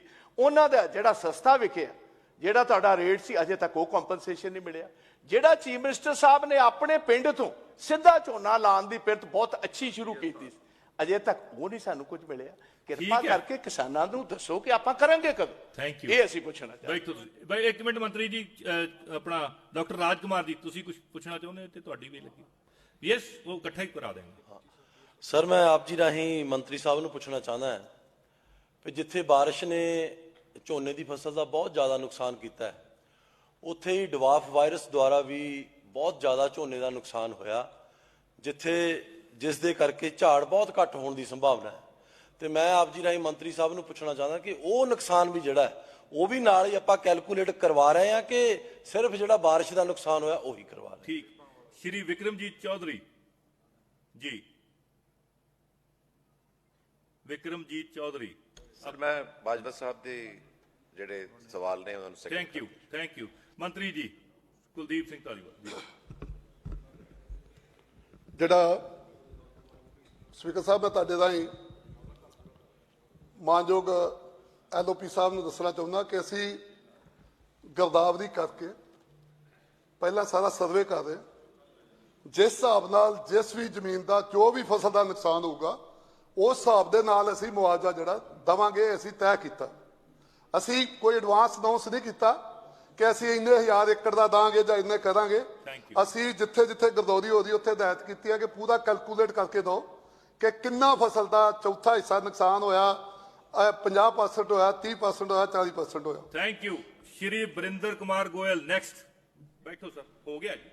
ਯੂ ਨੋ ਸਰ, ਬਹੁਤ ਬਹੁਤ ਧੰਨਵਾਦ, ਤੁਸੀਂ ਮੈਨੂੰ ਸਮਾਂ ਦਿੱਤਾ ਹੈ। Why are you flouting it? ਬੈਠੋ ਸਰ ਤੁਸੀਂ please. Sir leader of sir, ਮੈਂ ਸਰਕਾਰ ਦਾ ਧਿਆਨ ਲੋਕ ਮਹੱਤਤਾ ਦੇ ਇੱਕ ਅਤੀ ਜ਼ਰੂਰੀ ਮਾਮਲੇ ਵੱਲ ਦਿਵਾਉਣਾ ਚਾਹੁੰਦਾ। ਸਰ, ਹਲਕੇ ਲਹਿਰੇ ਦੇ ਪਿੰਡ ਬਾਦਲਗੜ੍ਹ ਤੋਂ ਸਰ ਨਵੇਂ ਗਾਉਂ ਜਾਣ ਵਾਲੀ ਇੱਕ ਸੜਕ ਬਣੀ ਹੋਈ ਹੈ, ਉਸ ਤੇ ਝੰਬੋ ਵਾਲੀ ਡਰੇਨ, ਝੰਬੋ ਵਾਲੀ ਚੋਅ ਹੈ ਸਰ, ਡਰੇਨ ਹੈ ਉਹ ਤੇ ਪੁਲ ਨਹੀਂ ਬਣਿਆ ਹੋਇਆ। ਸਥਾਨਕ ਲੋਕਾਂ ਨੂੰ ਸਰ ਬੜੀ ਪਰੇਸ਼ਾਨੀ ਦਾ ਸਾਹਮਣਾ ਕਰਨਾ ਪੈਂਦਾ ਹੈ। ਐਮਰਜੈਂਸੀ ਹਾਲਤ ਦੇ ਵਿੱਚ ਲੋਕਾਂ ਨੂੰ ਡਰੇਨ ਚੋਂ ਲੰਘਣਾ ਪੈਂਦਾ ਹੈ। ਸਰ ਮੈਂ ਤੁਹਾਡੇ ਮਾਧਿਅਮ ਦੇ ਰਾਹੀਂ ਗੱਲ ਕਹਿਣੀ ਚਾਹੁੰਦਾ, ਸੁਣਦੇ ਕਿਉਂ ਨਹੀਂ ਇਹ? ਇਹਨਾਂ ਨੂੰ ਚੁੱਪ ਕਰਨਾ ਚਾਹੀਦਾ। ਤਾਂ ਹਿੰਦੁਸਤਾਨ ਤੇ ਪਾਕਿਸਤਾਨ ਦੀਆਂ ਗੱਲਾਂ ਸਰ ਸਦਨ ਦੇ ਵਿੱਚ ਹੋ ਰਹੀਆਂ ਨੇ, ਇਹ ਲੋਕਾਂ ਦੇ ਮੁੱਦੇ ਚੱਕ ਨਹੀਂ ਰਹੇ, ਲੋਕਾਂ ਦੇ ਮੁੱਦੇ ਸੁਣ ਨਹੀਂ ਰਹੇ। ਇਹ ਹਿੰਦੁਸਤਾਨ ਤੇ ਜਿਹੜੀ ਪਾਕਿਸਤਾਨ ਦੀ ਗੱਲ ਲੀਡਰ ਆਫ ਆਪੋਜੀਸ਼ਨ ਨੇ ਕੱਲ ਕੀਤੀ ਸੀ ਸਰ, ਇਹ ਸਦਨ ਹਿੰਦੁਸਤਾਨ ਤੇ ਪਾਕਿਸਤਾਨ ਦੀ ਲੜਾਈ ਕਰਨ ਦੇ ਲਈ ਹੈ।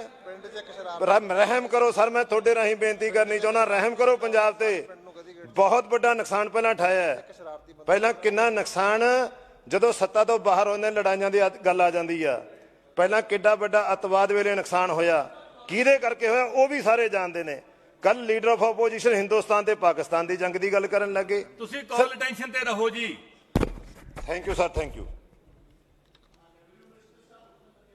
ਕਰਵਾਉਣੇ ਜੀ, ਕਰਵਾਉਣੇ। ਸੋ ਸਰ ਇਹ ਜੋ ਡਰੇਨ ਹੈ ਦੋਨੇ ਪਾਸੇ 4 ਕਿਲੋਮੀਟਰ ਸੜਕ ਬਣੀ ਹੋਈ ਹੈ, ਪਰ ਝੰਬੋ ਵਾਲੀ ਡਰੇਨ ਦਾ ਜਿਹੜਾ ਹੈ ਉਹ ਪੁਲ ਨਹੀਂ ਸਰ ਬਣਿਆ ਹੋਇਆ। ਉੱਥੇ ਲੋਕਾਂ ਨੂੰ ਕਰੀਬ 5 ਕਿਲੋਮੀਟਰ ਘੁੰਮ ਕੇ ਜਾਣਾ ਪੈਂਦਾ ਹੈ। ਇਸ ਸੜਕ ਦੇ ਉੱਤੇ ਸਰ ਸ਼ੈਲਰ, ਗੋਦਾਮ ਤੇ ਪੱਠੇ ਬਣੇ ਹੋਏ ਨੇ ਤੇ ਉੱਥੇ ਪਰਚੇਜ ਸੈਂਟਰ ਵੀ ਬਣਿਆ ਹੋਇਆ ਸਰ। ਤੇ ਇੱਥੇ ਆਵਾਜਾਈ ਬਹੁਤ ਜ਼ਿਆਦਾ ਹੈ, ਨੁਕਸਾਨ ਦਾ ਹਰ ਸਮੇਂ ਡਰ ਬਣਿਆ ਰਹਿੰਦਾ ਹੈ।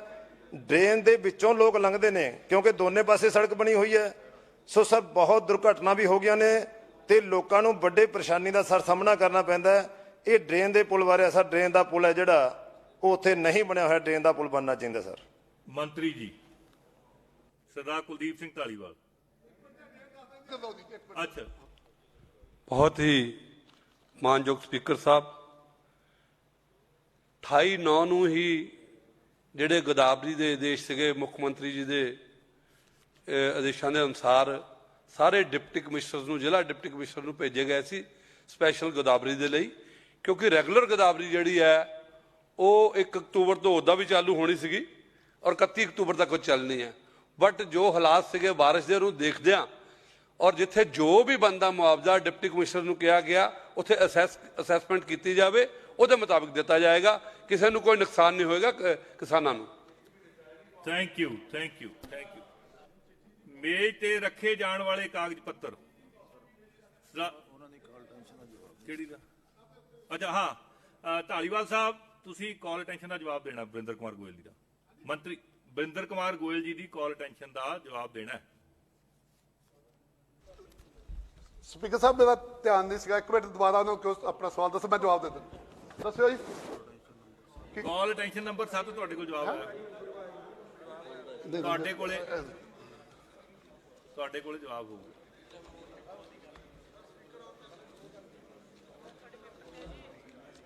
ਕਾਲ ਅਟੈਂਸ਼ਨ ਨੰਬਰ 7।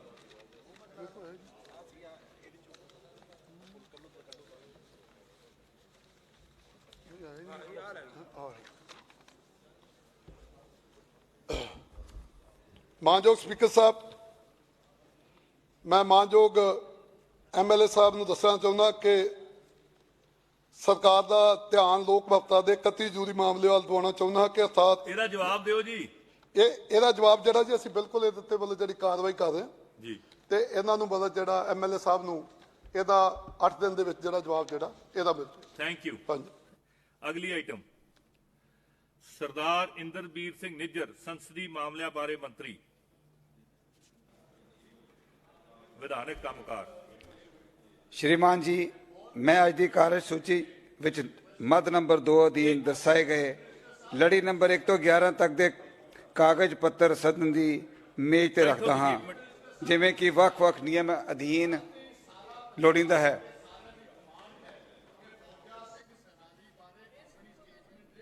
ਮਾਨਯੋਗ ਮੁੱਖ ਮੰਤਰੀ ਬਿੱਲ ਪੇਸ਼ ਕਰਨ।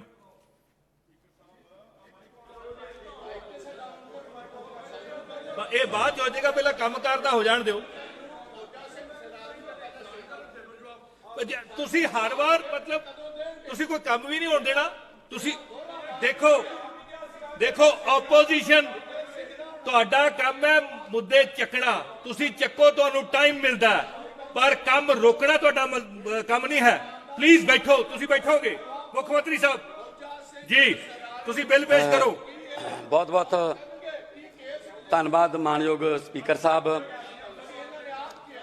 ਮਾਨਯੋਗ ਸਪੀਕਰ ਸਾਹਿਬ, ਮੈਂ ਪੰਜਾਬ ਦੀ state vigilance commission repeal bill ਜਿਹੜਾ 2022 ਉਹ ਪੇਸ਼ ਕਰਦਾ ਤੇ ਪ੍ਰਸਤਾਵ ਕਰਦਾ ਕਿ the Punjab state vigilance commission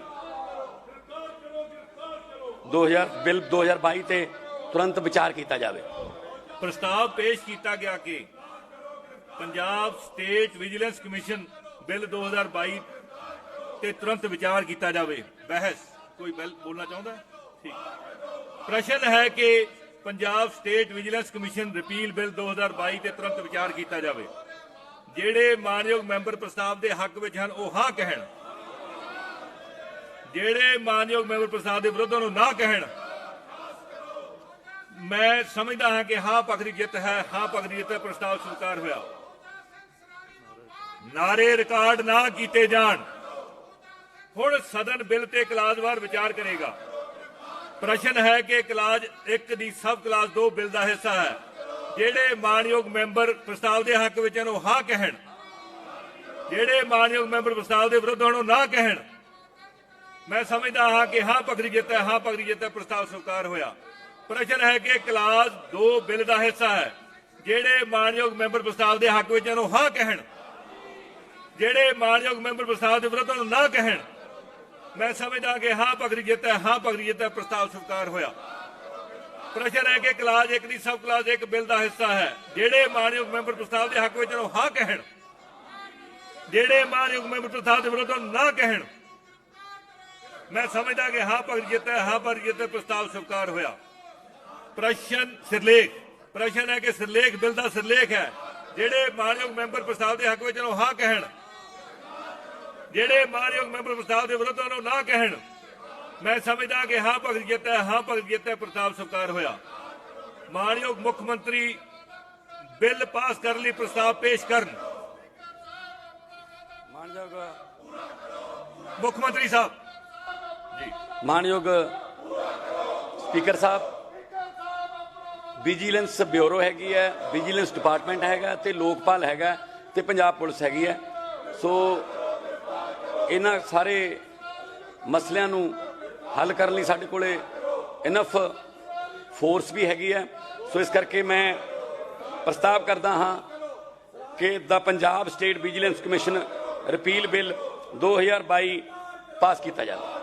ਪ੍ਰਸ਼ਨ ਹੈ ਕਿ ਪੰਜਾਬ ਸਟੇਟ ਵਿਜੀਲੈਂਸ ਪ੍ਰਸਤਾਵ ਪੇਸ਼ ਕੀਤਾ ਗਿਆ ਕਿ the Punjab state vigilance commission repeal bill 2022 pass ਕੀਤਾ ਜਾਵੇ। ਪ੍ਰਸ਼ਨ ਹੈ ਕਿ the Punjab state vigilance commission repeal bill pass ਕੀਤਾ ਜਾਵੇ। ਜਿਹੜੇ ਮਾਨਯੋਗ ਮੈਂਬਰ ਪ੍ਰਸਤਾਵ ਦੇ ਹੱਕ ਵਿੱਚ ਨੂੰ ਹਾਂ ਕਹਿਣ, ਜਿਹੜੇ ਮਾਨਯੋਗ ਮੈਂਬਰ ਪ੍ਰਸਤਾਵ ਦੇ ਵਿਰੁੱਧ ਨੂੰ ਨਾ ਕਹਿਣ।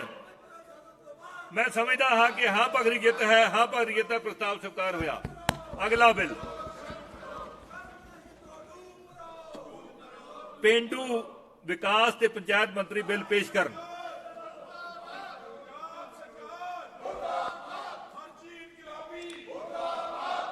ਮਾਨਯੋਗ ਸਪੀਕਰ ਸਾਹਿਬ, ਮੈਂ Punjab village common lands regulation act ਸੋਧ ਬਿੱਲ 2022 ਪੇਸ਼ ਕਰਦਾ ਹਾਂ ਅਤੇ ਪ੍ਰਸਤਾਵ ਕਰਦਾ ਹਾਂ ਕਿ Punjab village common land regulation act ਸੋਧ ਬਿੱਲ 2022 ਤੇ ਤੁਰੰਤ ਵਿਚਾਰ ਕੀਤਾ ਜਾਵੇ।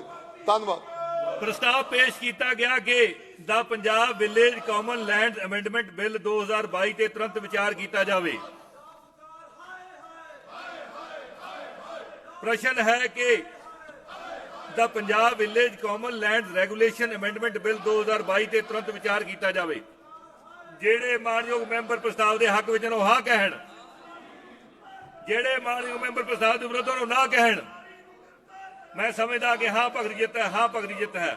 ਪ੍ਰਸਤਾਵ ਸਵੀਕਾਰ ਹੋਇਆ। ਹੁਣ ਸਦਨ ਬਿੱਲ ਤੇ ਕਲਾਜ਼ਵਾਰ ਵਿਚਾਰ ਕਰੇਗਾ। ਪ੍ਰਸ਼ਨ ਹੈ ਕਿ ਕਲਾਜ਼ 1 ਦੀ ਸਬ ਕਲਾਜ਼ 2 ਬਿੱਲ ਦਾ ਹਿੱਸਾ ਹੈ। ਜਿਹੜੇ ਮਾਨਯੋਗ ਮੈਂਬਰ ਪ੍ਰਸਤਾਵ ਦੇ ਹੱਕ ਵਿੱਚ ਨੂੰ ਹਾਂ ਕਹਿਣ, ਜਿਹੜੇ ਮਾਨਯੋਗ ਮੈਂਬਰ ਪ੍ਰਸਤਾਵ ਦੇ ਵਿਰੁੱਧ ਨੂੰ ਨਾ ਕਹਿਣ। ਮੈਂ ਸਮਝਦਾ ਕਿ ਹਾਂ ਪੱਖ ਦੀ ਜਿੱਤ ਹੈ, ਹਾਂ ਪੱਖ ਦੀ ਜਿੱਤ ਹੈ। ਪ੍ਰਸਤਾਵ ਸਵੀਕਾਰ ਹੋਇਆ। ਬਾਜਵਾ ਜੀ ਸਭ ਤੋਂ ਵੱਧ ਤਜਰਬੇਕਾਰ ਤੁਹਾਡੀ ਪਾਰਟੀ ਦੇ ਮੈਂਬਰ ਸਾਹਿਬਾਨ ਨੇ। ਇੱਧਰ ਜਿਹੜੇ ਬੈਠੇ ਨੇ ਸਾਰੇ ਨਵੇਂ ਨੇ, ਪਰ ਜਿੰਨੀ ਜ਼ਿੰਮੇਵਾਰੀ ਤੁਹਾਡੇ ਤੋਂ ਪੰਜਾਬ ਤੋਕੋ ਕਰਦਾ ਤੁਸੀਂ ਨਹੀਂ ਨਿਭਾ ਰਹੇ। ਤੁਸੀਂ ਪੰਜਾਬ ਦੇ ਲੋਕਾਂ ਦਾ ਧਰੋਹ ਕਮਾ ਰਹੇ ਹੋ। ਤੁਸੀਂ ਬਿੱਲਾਂ ਦੇ ਡਿਸਕਸ਼ਨ ਦੇ ਵਿੱਚ ਹਿੱਸਾ ਕਿਉਂ ਨਹੀਂ ਲੈਂਦੇ? ਜਿਹੜੇ ਬਿੱਲ ਸਰਕਾਰ ਪੇਸ਼ ਕਰ ਰਹੀ ਤੁਸੀਂ ਬਹਿਸ ਕਰੋ, ਕੋਈ ਕਮੀ ਹੈ ਤਾਂ ਕੱਢੋ। ਤੁਸੀਂ ਬੈਠੋ ਉੱਥੇ ਚੱਲ ਕੇ ਬਹਿਸ ਕਰੋ। ਪ੍ਰਸ਼ਨ ਹੈ ਕਿ ਕਲਾਸ 2 ਬਿੱਲ ਦਾ ਹਿੱਸਾ ਹੈ। ਜਿਹੜੇ ਮਾਨਯੋਗ ਮੈਂਬਰ ਪ੍ਰਸਤਾਵ ਦੇ ਹੱਕ ਵਿੱਚ ਹਨ ਉਹ ਹਾਂ ਕਹਿਣ, ਜਿਹੜੇ ਮਾਨਯੋਗ ਮੈਂਬਰ ਪ੍ਰਸਤਾਵ ਦੇ ਵਿਰੁੱਧ ਹਨ ਉਹ ਨਾ ਕਹਿਣ। ਮੈਂ ਸਮਝਦਾ ਹਾਂ ਕਿ ਹਾਂ ਪਖਰੀ ਜਿੱਤਾ ਹੈ, ਹਾਂ ਪਖਰੀ ਜਿੱਤਾ ਪ੍ਰਸਤਾਵ ਸਵੀਕਾਰ ਹੋਇਆ। ਪ੍ਰਸ਼ਨ ਹੈ ਕਿ ਕਲਾਸ 1 ਦੀ ਸਬ ਕਲਾਸ 1 ਬਿੱਲ ਦਾ ਹਿੱਸਾ ਹੈ। ਜਿਹੜੇ ਮਾਨਯੋਗ ਮੈਂਬਰ ਪ੍ਰਸਤਾਵ ਦੇ ਹੱਕ ਵਿੱਚ ਉਹ ਹਾਂ ਕਹਿਣ, ਜਿਹੜੇ ਮਾਨਯੋਗ ਮੈਂਬਰ ਪ੍ਰਸਤਾਵ ਦੇ ਵਿਰੁੱਧ ਉਹ ਨਾ ਕਹਿਣ। ਮੈਂ ਸਮਝਦਾ ਹਾਂ ਕਿ ਹਾਂ ਪਖਰੀ ਜਿੱਤਾ ਹੈ, ਹਾਂ ਪਖਰੀ ਜਿੱਤਾ ਪ੍ਰਸਤਾਵ ਸਵੀਕਾਰ ਹੋਇਆ। ਪ੍ਰਸ਼ਨ ਹੈ ਕਿ ਸਿਰਲੇਖ ਬਿੱਲ ਦਾ ਸਿਰਲੇਖ ਹੈ। ਜਿਹੜੇ ਮਾਨਯੋਗ ਮੈਂਬਰ ਪ੍ਰਸਤਾਵ ਦੇ ਹੱਕ ਵਿੱਚ ਉਹ ਹਾਂ ਕਹਿਣ, ਜਿਹੜੇ ਮਾਨਯੋਗ ਮੈਂਬਰ ਪ੍ਰਸਤਾਵ ਦੇ ਵਿਰੁੱਧ ਉਹ ਨਾ ਕਹਿਣ। ਮੈਂ ਸਮਝਦਾ ਹਾਂ ਕਿ ਹਾਂ ਪਖਰੀ ਜਿੱਤਾ ਹੈ, ਹਾਂ ਪਖਰੀ ਜਿੱਤਾ ਪ੍ਰਸਤਾਵ ਸਵੀਕਾਰ ਹੋਇਆ। ਮੰਤਰੀ ਬਿੱਲ ਪਾਸ ਕਰਨ ਲਈ ਪ੍ਰਸਤਾਵ ਪੇਸ਼ ਕਰਨ। ਸਪੀਕਰ ਸਾਹਿਬ, ਮੈਂ ਇਹ ਪ੍ਰਸਤਾਵ ਕਰਦਾ ਹਾਂ ਕਿ Punjab villages common land regulation act ਸੋਧਣਾ ਬਿੱਲ 2022 ਪਾਸ ਕੀਤਾ ਜਾਵੇ। ਪ੍ਰਸਤਾਵ ਪੇਸ਼ ਕੀਤਾ ਗਿਆ ਕਿ the Punjab village common lands regulation amendment bill 2022 pass ਕੀਤਾ ਜਾਵੇ। ਪ੍ਰਸ਼ਨ ਹੈ ਕਿ the Punjab village common land regulation amendment bill 2022 pass ਕੀਤਾ ਜਾਵੇ। ਜਿਹੜੇ ਮਾਨਯੋਗ ਮੈਂਬਰ ਪ੍ਰਸਤਾਵ ਦੇ ਹੱਕ ਵਿੱਚ ਉਹ ਹਾਂ ਕਹਿਣ, ਜਿਹੜੇ ਮਾਨਯੋਗ ਮੈਂਬਰ ਪ੍ਰਸਤਾਵ ਦੇ ਵਿਰੁੱਧ ਉਹ ਨਾ ਕਹਿਣ। ਮੈਂ ਸਮਝਦਾ ਕਿ ਹਾਂ ਪਖਰੀ ਜਿੱਤਾ ਹੈ, ਹਾਂ ਪਖਰੀ ਜਿੱਤਾ ਹੈ ਪ੍ਰਸਤਾਵ ਸਵੀਕਾਰ ਹੋਇਆ। ਅਗਲਾ ਬਿੱਲ ਦਾ ਆਬਕਾਰੀ ਤੇ ਕਰ ਮੰਤਰੀ ਬਿੱਲ ਪੇਸ਼ ਕਰਨ। ਐਕਸਾਈਜ਼ ਮਿਨਿਸਟਰ ਚੀਮਾ ਜੀ। ਮਾਨਯੋਗ ਸਪੀਕਰ ਸਾਹਿਬ, ਮੈਂ the Punjab goods and service tax amendment bill 2022 ਪੇਸ਼ ਕਰਦਾ ਹਾਂ ਅਤੇ ਪ੍ਰਸਤਾਵ ਕਰਦਾ ਹਾਂ ਕਿ the Punjab goods and service tax act amendment bill 2022 ਤੇ ਤੁਰੰਤ ਵਿਚਾਰ ਕੀਤਾ ਜਾਵੇ। ਪ੍ਰਸਤਾਵ ਪੇਸ਼ ਕੀਤਾ ਗਿਆ ਕਿ the Punjab goods and service tax amendment bill 2022 ਤੇ ਤੁਰੰਤ ਵਿਚਾਰ ਕੀਤਾ ਜਾਵੇ। ਇੰਨੇ ਇੰਪੋਰਟੈਂਟ ਬਿੱਲ ਪੰਜਾਬ ਸਰਕਾਰ ਵੱਲੋਂ ਆਏ ਹੈ। GST ਦਾ ਅਮੈਂਡਮੈਂਟ ਬਿੱਲ ਪੰਜਾਬ ਸਰਕਾਰ ਨੇ ਦਿੱਤਾ। ਬਹਿਸ ਨਹੀਂ ਤੁਸੀਂ ਕਰ ਰਹੇ, ਤੁਸੀਂ ਇਹਨੂੰ ਠੀਕ ਨਹੀਂ ਕਰ ਰਹੇ। ਪ੍ਰਸ਼ਨ ਹੈ ਕਿ the Punjab goods and service tax amendment bill 2022 ਤੇ ਤੁਰੰਤ ਵਿਚਾਰ ਕੀਤਾ ਜਾਵੇ।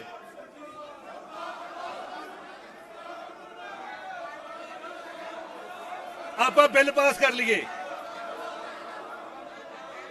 ਆਪਾਂ ਬਿੱਲ ਪਾਸ ਕਰ ਲਈਏ ਜੀ। ਆਪਾਂ ਸਰਕਾਰ ਬੈਠੋ, ਤੁਸੀਂ ਬੈਠੋ, ਬੈਠੋ, ਬੈਠੋ, ਤੁਸੀਂ ਬੈਠੋ, ਤੁਸੀਂ। ਮੈਂ ਟ੍ਰੈਜਰੀ ਬੈਂਚਸ ਨੂੰ ਹਦਾਇਤ ਕਰਦਾ ਕਿ ਆਪਣੀ ਜਗ੍ਹਾ ਤੇ ਬੈਠਣ। ਬੈਠੋ, ਬੈਠੋ। ਪ੍ਰਸ਼ਨ ਹੈ ਕਿ the Punjab goods and service tax amendment bill 2022 ਤੇ ਤੁਰੰਤ ਵਿਚਾਰ ਕੀਤਾ ਜਾਵੇ। ਜਿਹੜੇ ਮਾਨਯੋਗ ਮੈਂਬਰ ਪ੍ਰਸਤਾਵ ਦੇ ਹੱਕ ਵਿੱਚ ਉਹ ਹਾਂ ਕਹਿਣ, ਜਿਹੜੇ ਮਾਨਯੋਗ ਮੈਂਬਰ ਪ੍ਰਸਤਾਵ ਦੇ ਵਿਰੁੱਧ ਹਨ ਨਾ ਕਹਿਣ। ਮੈਂ ਸਮਝਦਾ ਹਾਂ ਕਿ ਹਾਂ ਪਖਰੀ ਜਿੱਤਾ ਹੈ, ਹਾਂ ਪਖਰੀ ਜਿੱਤਾ ਪ੍ਰਸਤਾਵ ਸਵੀਕਾਰ ਹੋਇਆ। ਹੁਣ ਸਦਨ ਬਿੱਲ ਤੇ ਕਲਾਸਵਾਰ ਵਿਚਾਰ ਕਰੇਗਾ। ਪ੍ਰਸ਼ਨ ਹੈ ਕਿ ਕਲਾਸ 1 ਸਬ ਕਲਾਸ 2 ਬਿੱਲ ਦਾ ਹਿੱਸਾ ਹੈ। ਜਿਹੜੇ ਮਾਨਯੋਗ ਮੈਂਬਰ ਪ੍ਰਸਤਾਵ ਦੇ ਹੱਕ ਵਿੱਚ ਉਹ ਹਾਂ ਕਹਿਣ, ਜਿਹੜੇ ਮਾਨਯੋਗ ਮੈਂਬਰ ਪ੍ਰਸਤਾਵ ਦੇ ਵਿਰੁੱਧ ਉਹ ਨਾ ਕਹਿਣ। ਮੈਂ ਸਮਝਦਾ ਹਾਂ ਕਿ ਹਾਂ ਪਖਰੀ ਜਿੱਤਾ ਹੈ, ਹਾਂ ਪਖਰੀ ਜਿੱਤਾ ਪ੍ਰਸਤਾਵ ਸਵੀਕਾਰ ਹੋਇਆ। ਕਲਾਸ 2 ਤੋਂ ਲੈ ਕੇ 19 ਤੱਕ ਕੋਈ ਸੋਧਣਾ ਨਹੀਂ ਹੈ। ਜੇਕਰ ਸਦਨ ਦੀ ਸਹਿਮਤੀ ਹੋਵੇ ਤਾਂ ਇਹ ਕਲਾਸਾਂ ਇਕੱਠੀਆਂ ਹੀ ਸਦਨ ਦੀ ਵੋਟਿੰਗ ਦੇ ਲਈ ਰੱਖ ਦਿੱਤੀਆਂ ਜਾਣ। ਪ੍ਰਸ਼ਨ ਹੈ ਕਿ ਕਲਾਸ 2 ਤੋਂ 19 ਬਿੱਲ ਦਾ ਹਿੱਸਾ ਹਨ। ਪ੍ਰਸ਼ਨ ਹੈ ਕਿ ਕਲਾਸ 2 ਤੋਂ 19 ਬਿੱਲ ਦਾ ਹਿੱਸਾ ਹਨ। ਜਿਹੜੇ ਮਾਨਯੋਗ ਮੈਂਬਰ ਪ੍ਰਸਤਾਵ ਦੇ ਹੱਕ ਵਿੱਚ ਉਹ ਹਾਂ ਕਹਿਣ, ਜਿਹੜੇ ਮਾਨਯੋਗ ਮੈਂਬਰ ਪ੍ਰਸਤਾਵ ਦੇ ਵਿਰੁੱਧ ਉਹ ਨਾ ਕਹਿਣ। ਮੈਂ ਸਮਝਦਾ ਕਿ ਹਾਂ ਭਗਤ ਦੀ ਜਿੱਤ ਹੈ, ਹਾਂ ਭਗਤ ਦੀ ਜਿੱਤ ਹੈ। ਪ੍ਰਸਤਾਵ ਸਵੀਕਾਰ ਹੋਇਆ। ਕਲਾਸ 1 ਦੀ ਸਬ ਕਲਾਸ 1 ਪ੍ਰਸ਼ਨ ਹੈ ਕਿ ਕਲਾਸ 1 ਦੀ ਸਬ ਕਲਾਸ 1 ਬਿੱਲ ਦਾ ਹਿੱਸਾ ਹੈ। ਜਿਹੜੇ ਮਾਨਯੋਗ ਮੈਂਬਰ ਪ੍ਰਸਤਾਵ ਦੇ ਹੱਕ ਵਿੱਚ ਨੇ ਉਹ ਹਾਂ ਕਹਿਣ, ਜਿਹੜੇ ਮਾਨਯੋਗ ਮੈਂਬਰ ਪ੍ਰਸਤਾਵ ਦੇ ਵਿਰੁੱਧ ਨੇ ਉਹ ਨਾ ਕਹਿਣ। ਮੈਂ ਸਮਝਦਾ ਹਾਂ ਕਿ ਹਾਂ ਭਗਤ ਦੀ ਜਿੱਤ ਹੈ, ਹਾਂ ਭਗਤ ਦੀ ਜਿੱਤ ਹੈ। ਪ੍ਰਸਤਾਵ ਸਵੀਕਾਰ ਹੋਇਆ। ਸਿਰਲੇਖ ਪ੍ਰਸ਼ਨ ਹੈ ਕਿ ਸਿਰਲੇਖ ਬਿੱਲ ਦਾ ਸਿਰਲੇਖ ਹੈ। ਜਿਹੜੇ ਮਾਨਯੋਗ ਮੈਂਬਰ ਪ੍ਰਸਤਾਵ ਦੇ ਹੱਕ ਵਿੱਚ ਨੇ ਉਹ ਹਾਂ ਕਹਿਣ, ਜਿਹੜੇ ਮਾਨਯੋਗ ਮੈਂਬਰ ਪ੍ਰਸਤਾਵ ਦੇ ਵਿਰੁੱਧ ਨੇ ਉਹ ਨਾ ਕਹਿਣ। ਮੈਂ ਸਮਝਦਾ ਹਾਂ ਕਿ ਹਾਂ ਭਗਤ ਦੀ ਜਿੱਤ ਹੈ, ਹਾਂ ਭਗਤ ਦੀ ਜਿੱਤ ਹੈ। ਪ੍ਰਸਤਾਵ ਸਵੀਕਾਰ ਹੋਇਆ। ਮੰਤਰੀ ਬਿੱਲ ਪਾਸ ਕਰਨ ਲਈ ਪ੍ਰਸਤਾਵ ਪੇਸ਼ ਕਰਨ। ਮਾਨਯੋਗ ਸਪੀਕਰ ਸਾਹਿਬ, ਮੈਂ ਪ੍ਰਸਤਾਵ ਕਰਨ ਤੋਂ ਪਹਿਲਾਂ ਇੱਕ ਗੱਲ ਇਸ ਸਦਨ ਦੇ ਧਿਆਨ 'ਚ ਲੈ ਕੇ ਆਉਣੀ ਚਾਹੁੰਦਾਗਾ ਕਿ ਜਦੋਂ GST ਰਜੀਮ ਆਈ 2017 ਤੋਂ ਲੈ ਕੇ 22 ਤੱਕ, ਇਹਨਾਂ ਸਤਿਕਾਰਯੋਗ ਸੱਜਣਾਂ ਦੀ ਪੰਜਾਬ ਸਰਕਾਰ ਸੀਗੀ, ਇਹਨਾਂ ਨੇ ਇੱਕ ਵੀ ਯਤਨ ਨਹੀਂ ਕੀਤਾ। ਕਾਂਗਰਸ ਪਾਰਟੀ ਦੇ ਉਸ ਸਮੇਂ ਦੀ ਸਰਕਾਰ ਨੇ ਇੱਕ ਵੀ ਯਤਨ ਨਹੀਂ ਕੀਤਾ ਕਿ ਪੰਜਾਬ ਦਾ GST ਦਾ ਮਾਲੀਆ ਵਧਾਇਆ ਜਾਵੇ। ਸੋ ਨਵੀਂ ਸਰਕਾਰ ਸਰਦਾਰ ਭਗਵੰਤ ਸਿੰਘ ਮਾਨ ਜੀ, ਮਾਨਯੋਗ ਮੁੱਖ ਮੰਤਰੀ ਸਾਹਿਬ ਦੀ ਅਗਵਾਈ 'ਚ ਬਣੀ। ਅਸੀਂ ਲਗਾਤਾਰ ਯਤਨ ਕਰ ਰਹੇ ਹਾਂ ਕਿ ਪੰਜਾਬ ਦਾ ਜਿਹੜਾ ਟੈਕਸ ਆ ਉਹਦੀ ਕਲੈਕਸ਼ਨ ਕਿਵੇਂ ਵਧਾਈ ਜਾਵੇ ਔਰ ਜਿਹੜੀਆਂ ਚੋਰ ਮੋਰੀਆਂ ਨੇ ਉਹ ਕਿਵੇਂ ਪਲੱਗ ਕੀਤੀਆਂ ਜਾਣ। ਲਗਾਤਾਰ ਸਰਕਾਰ ਜਿਹੜੀ ਆ ਉਹ ਯਤਨ ਕਰ ਰਹੀ ਆ।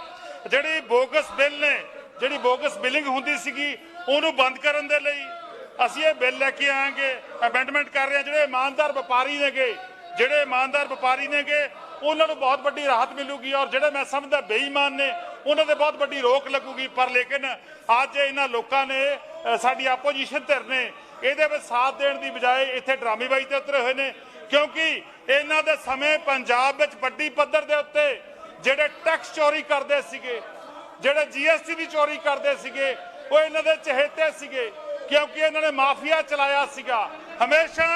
ਕਾਂਗਰਸ ਪਾਰਟੀ ਦੀ ਸਰਕਾਰ ਦੇ ਸਮੇਂ, ਉਸ ਤੋਂ ਪਹਿਲਾਂ ਅਕਾਲੀ ਦਲ BJP ਦੀ ਸਰਕਾਰ ਦੇ ਸਮੇਂ ਪੰਜਾਬ ਵਿੱਚ ਮਾਫੀਆ ਰਾਜ ਫੈਲਿਆ ਹੋਇਆ ਸੀਗਾ। ਸੋ ਅੱਜ ਮਾਫੀਆ ਰਾਜ ਪੰਜਾਬ ਵਿੱਚੋਂ ਸਰਦਾਰ ਭਗਵੰਤ ਸਿੰਘ ਮਾਨ ਜੀ ਦੀ ਅਗਵਾਈ ਵਾਲੀ ਸਰਕਾਰ 'ਚ, ਮਾਨਯੋਗ ਮੁੱਖ ਮੰਤਰੀ ਸਾਹਿਬ ਦੀ ਅਗਵਾਈ ਵਾਲੀ ਸਰਕਾਰ 'ਚ ਅੱਜ ਉਹ ਖਤਮ ਹੋ ਰਿਹਾ। ਤਾਂ ਇਹ ਲੋਕ ਇੱਥੇ ਆ ਕੇ ਤੁਹਾਡੇ ਸਾਹਮਣੇ ਡਰਾਮੇ ਕਰਦੇ ਨੇਗੇ। ਸੋ ਮੈਂ ਸਪੀਕਰ ਸਾਹਿਬ ਹੁਣ ਪ੍ਰਸਤਾਵ ਕਰਦਾਂਗਾ, ਮੈਂ ਵੀ ਪ੍ਰਸਤਾਵ ਕਰਦਾ ਹਾਂ ਕਿ Punjab goods and service tax amendment act bill 2022 ਨੂੰ ਪਾਸ ਕੀਤਾ ਜਾਵੇ। ਪ੍ਰਸਤਾਵ ਪੇਸ਼ ਕੀਤਾ ਗਿਆ ਕਿ the Punjab goods and service tax amendment bill 2022 pass ਕੀਤਾ ਜਾਵੇ। ਪ੍ਰਸ਼ਨ ਹੈ ਕਿ the Punjab goods and service tax amendment bill 2022 pass ਕੀਤਾ ਜਾਵੇ। ਜਿਹੜੇ ਮਾਨਯੋਗ ਮੈਂਬਰ ਪ੍ਰਸਤਾਵ ਦੇ ਹੱਕ ਵਿੱਚ ਹਨ ਉਹ ਹਾਂ ਕਹਿਣ, ਜਿਹੜੇ ਮਾਨਯੋਗ ਮੈਂਬਰ ਪ੍ਰਸਤਾਵ ਦੇ ਵਿਰੁੱਧ ਹਨ ਨਾ ਕਹਿਣ। ਮੈਂ ਸਮਝਦਾ ਹਾਂ ਕਿ ਹਾਂ ਭਗਤ ਦੀ ਜਿੱਤ ਹੈ, ਹਾਂ ਭਗਤ ਦੀ ਜਿੱਤ ਹੈ। ਪ੍ਰਸਤਾਵ ਸਵੀਕਾਰ ਹੋਇਆ।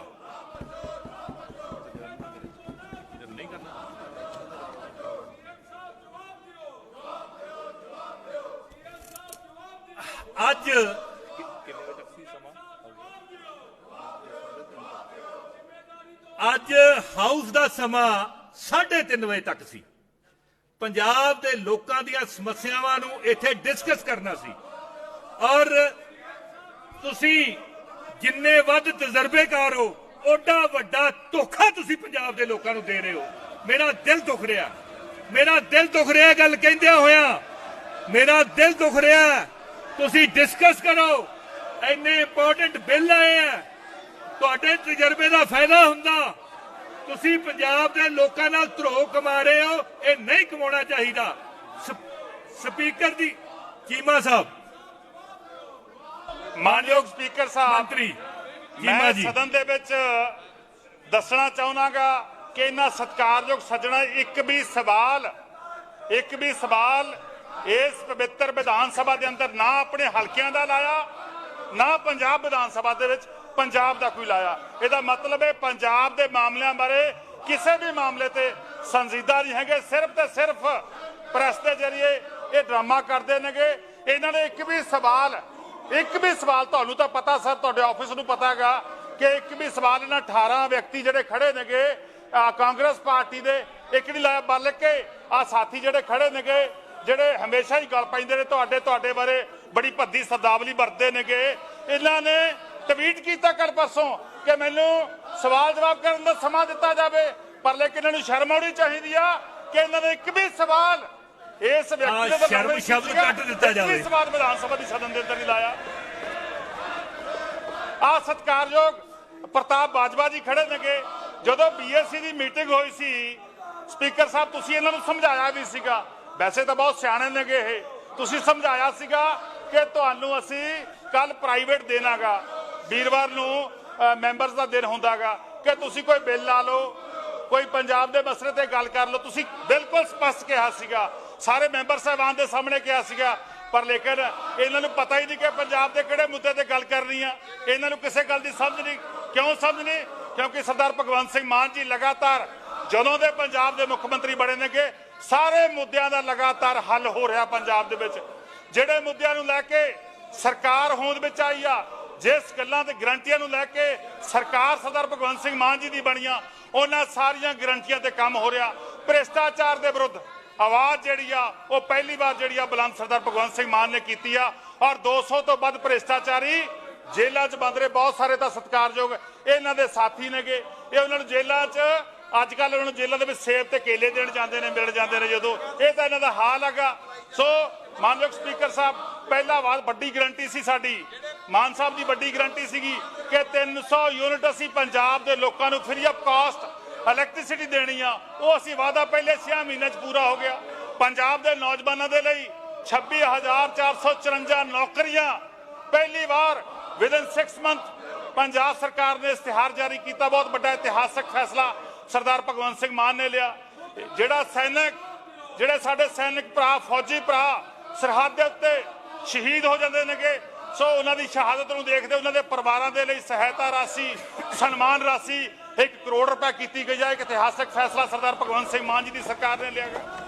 ਪਹਿਲੀ ਵਾਰ ਹੋਇਆਗਾ ਕਿ 9,000 ਸਾਡੇ ਅਧਿਆਪਕ ਜਿਹੜੇ ਇਹਨਾਂ ਦੀਆਂ ਸਰਕਾਰਾਂ ਦੇ ਸਮੇਂ, ਕਾਂਗਰਸ ਸਰਕਾਰ ਦੇ ਸਮੇਂ ਟੈਂਕੀਆਂ ਤੇ ਚੜੇ ਹੋਏ ਸੀਗੇ, ਵਿਚਾਰੇ ਸਾਰਾ 5 ਸਾਲ ਜਿਹੜੇ ਛੱਦਦ ਚੱਲਦੇ ਰਹੇ ਇਹਨਾਂ ਦਾ, ਔਰ ਅਕਾਲੀ ਦਲ ਦੀ ਸਰਕਾਰ ਦੇ ਸਮੇਂ ਪਹਿਲੀ ਵਾਰ ਸਰਦਾਰ ਭਗਵੰਤ ਸਿੰਘ ਮਾਨ ਨੇ 6 ਮਹੀਨਿਆਂ 'ਚ ਉਹਨਾਂ 9,000 ਸਾਡੇ ਅਧਿਆਪਕਾਂ ਨੂੰ ਪੱਕੇ ਕਰਨ ਦਾ ਕੰਮ ਕੀਤਾ ਗਿਆ। ਵੀ ਇਤਿਹਾਸਕ ਫੈਸਲਾ ਹੋਇਆ। ਸੋ ਵੱਡੇ ਚਾਹੇ ਨੌਜਵਾਨ ਹੋਣ, ਚਾਹੇ ਪੰਜਾਬ ਦੇ ਕਿਸਾਨ ਹੋਣ, ਚਾਹੇ ਪੰਜਾਬ ਦਾ ਕੋਈ ਵੀ ਵਰਗ ਹੋਵੇ, ਲਗਾਤਾਰ ਸਰਦਾਰ ਭਗਵੰਤ ਸਿੰਘ ਮਾਨ ਉਹਨਾਂ ਦੇ ਹੱਕ 'ਚ ਫੈਸਲੇ ਲੈ ਰਹੇ ਨੇਗੇ। ਪਹਿਲੀ ਵਾਰ ਹੋਇਆਗਾ ਸਪੀਕਰ ਸਾਹਿਬ, ਪਹਿਲੀ ਵਾਰ ਹੋਇਆਗਾ ਕਿ ਪੰਜਾਬ ਦੇ ਕਿਸਾਨਾਂ ਦਾ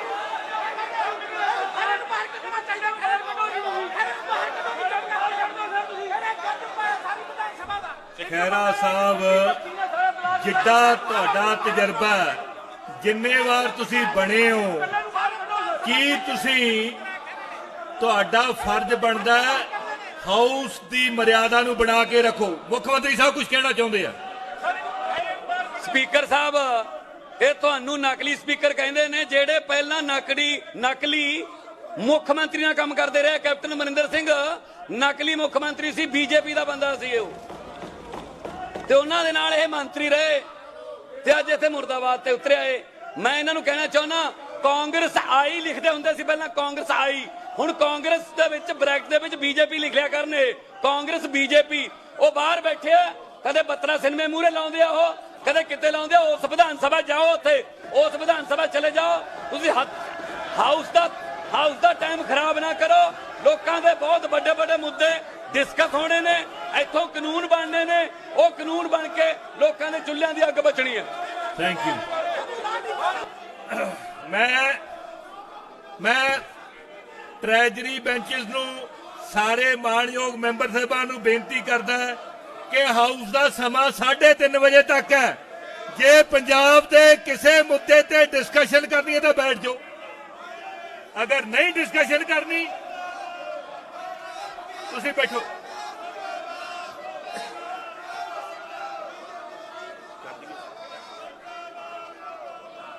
ਅਮਨ ਜੀ ਕੁਝ ਕਹਿਣਾ ਚਾਹੁੰਦੇ? ਸਪੀਕਰ ਸਾਹਿਬ, ਇਸ ਤਰ੍ਹਾਂ ਕਿ ਜਦੋਂ ਇਹ ਸਰਕਾਰ ਬਣੀ ਤੇ ਪ੍ਰਤਾਪ ਸਿੰਘ ਬਾਜਵਾ ਜੀ ਨੂੰ ਲੀਡਰ ਆਫ ਆਪੋਜੀਸ਼ਨ ਬਣਾਇਆ, ਤੇ ਪੰਜਾਬ ਦੇ ਲੋਕਾਂ ਨੇ ਸੋਚਿਆ ਕਿ ਸ਼ਾਇਦ ਕੋਈ ਕਿਉਂਕਿ ਇੰਨੇ ਤਜਰਬੇ ਵਾਲਾ ਬੰਦਾ ਜੇ ਲੀਡਰ ਆਫ ਆਪੋਜੀਸ਼ਨ ਬਣ ਰਿਹਾ ਹੈ ਤੇ ਸ਼ਾਇਦ ਕੋਈ ਸੈਂਸਿਬਲ ਗੱਲ, ਕੋਈ ਅਕਲਮੰਦੀ ਵਾਲੀ ਗੱਲ ਇਸ ਹਾਊਸ ਦੇ ਵਿੱਚ ਇਹ ਕਰਨਗੇ। ਪਰ ਮੈਨੂੰ ਲੱਗਦਾ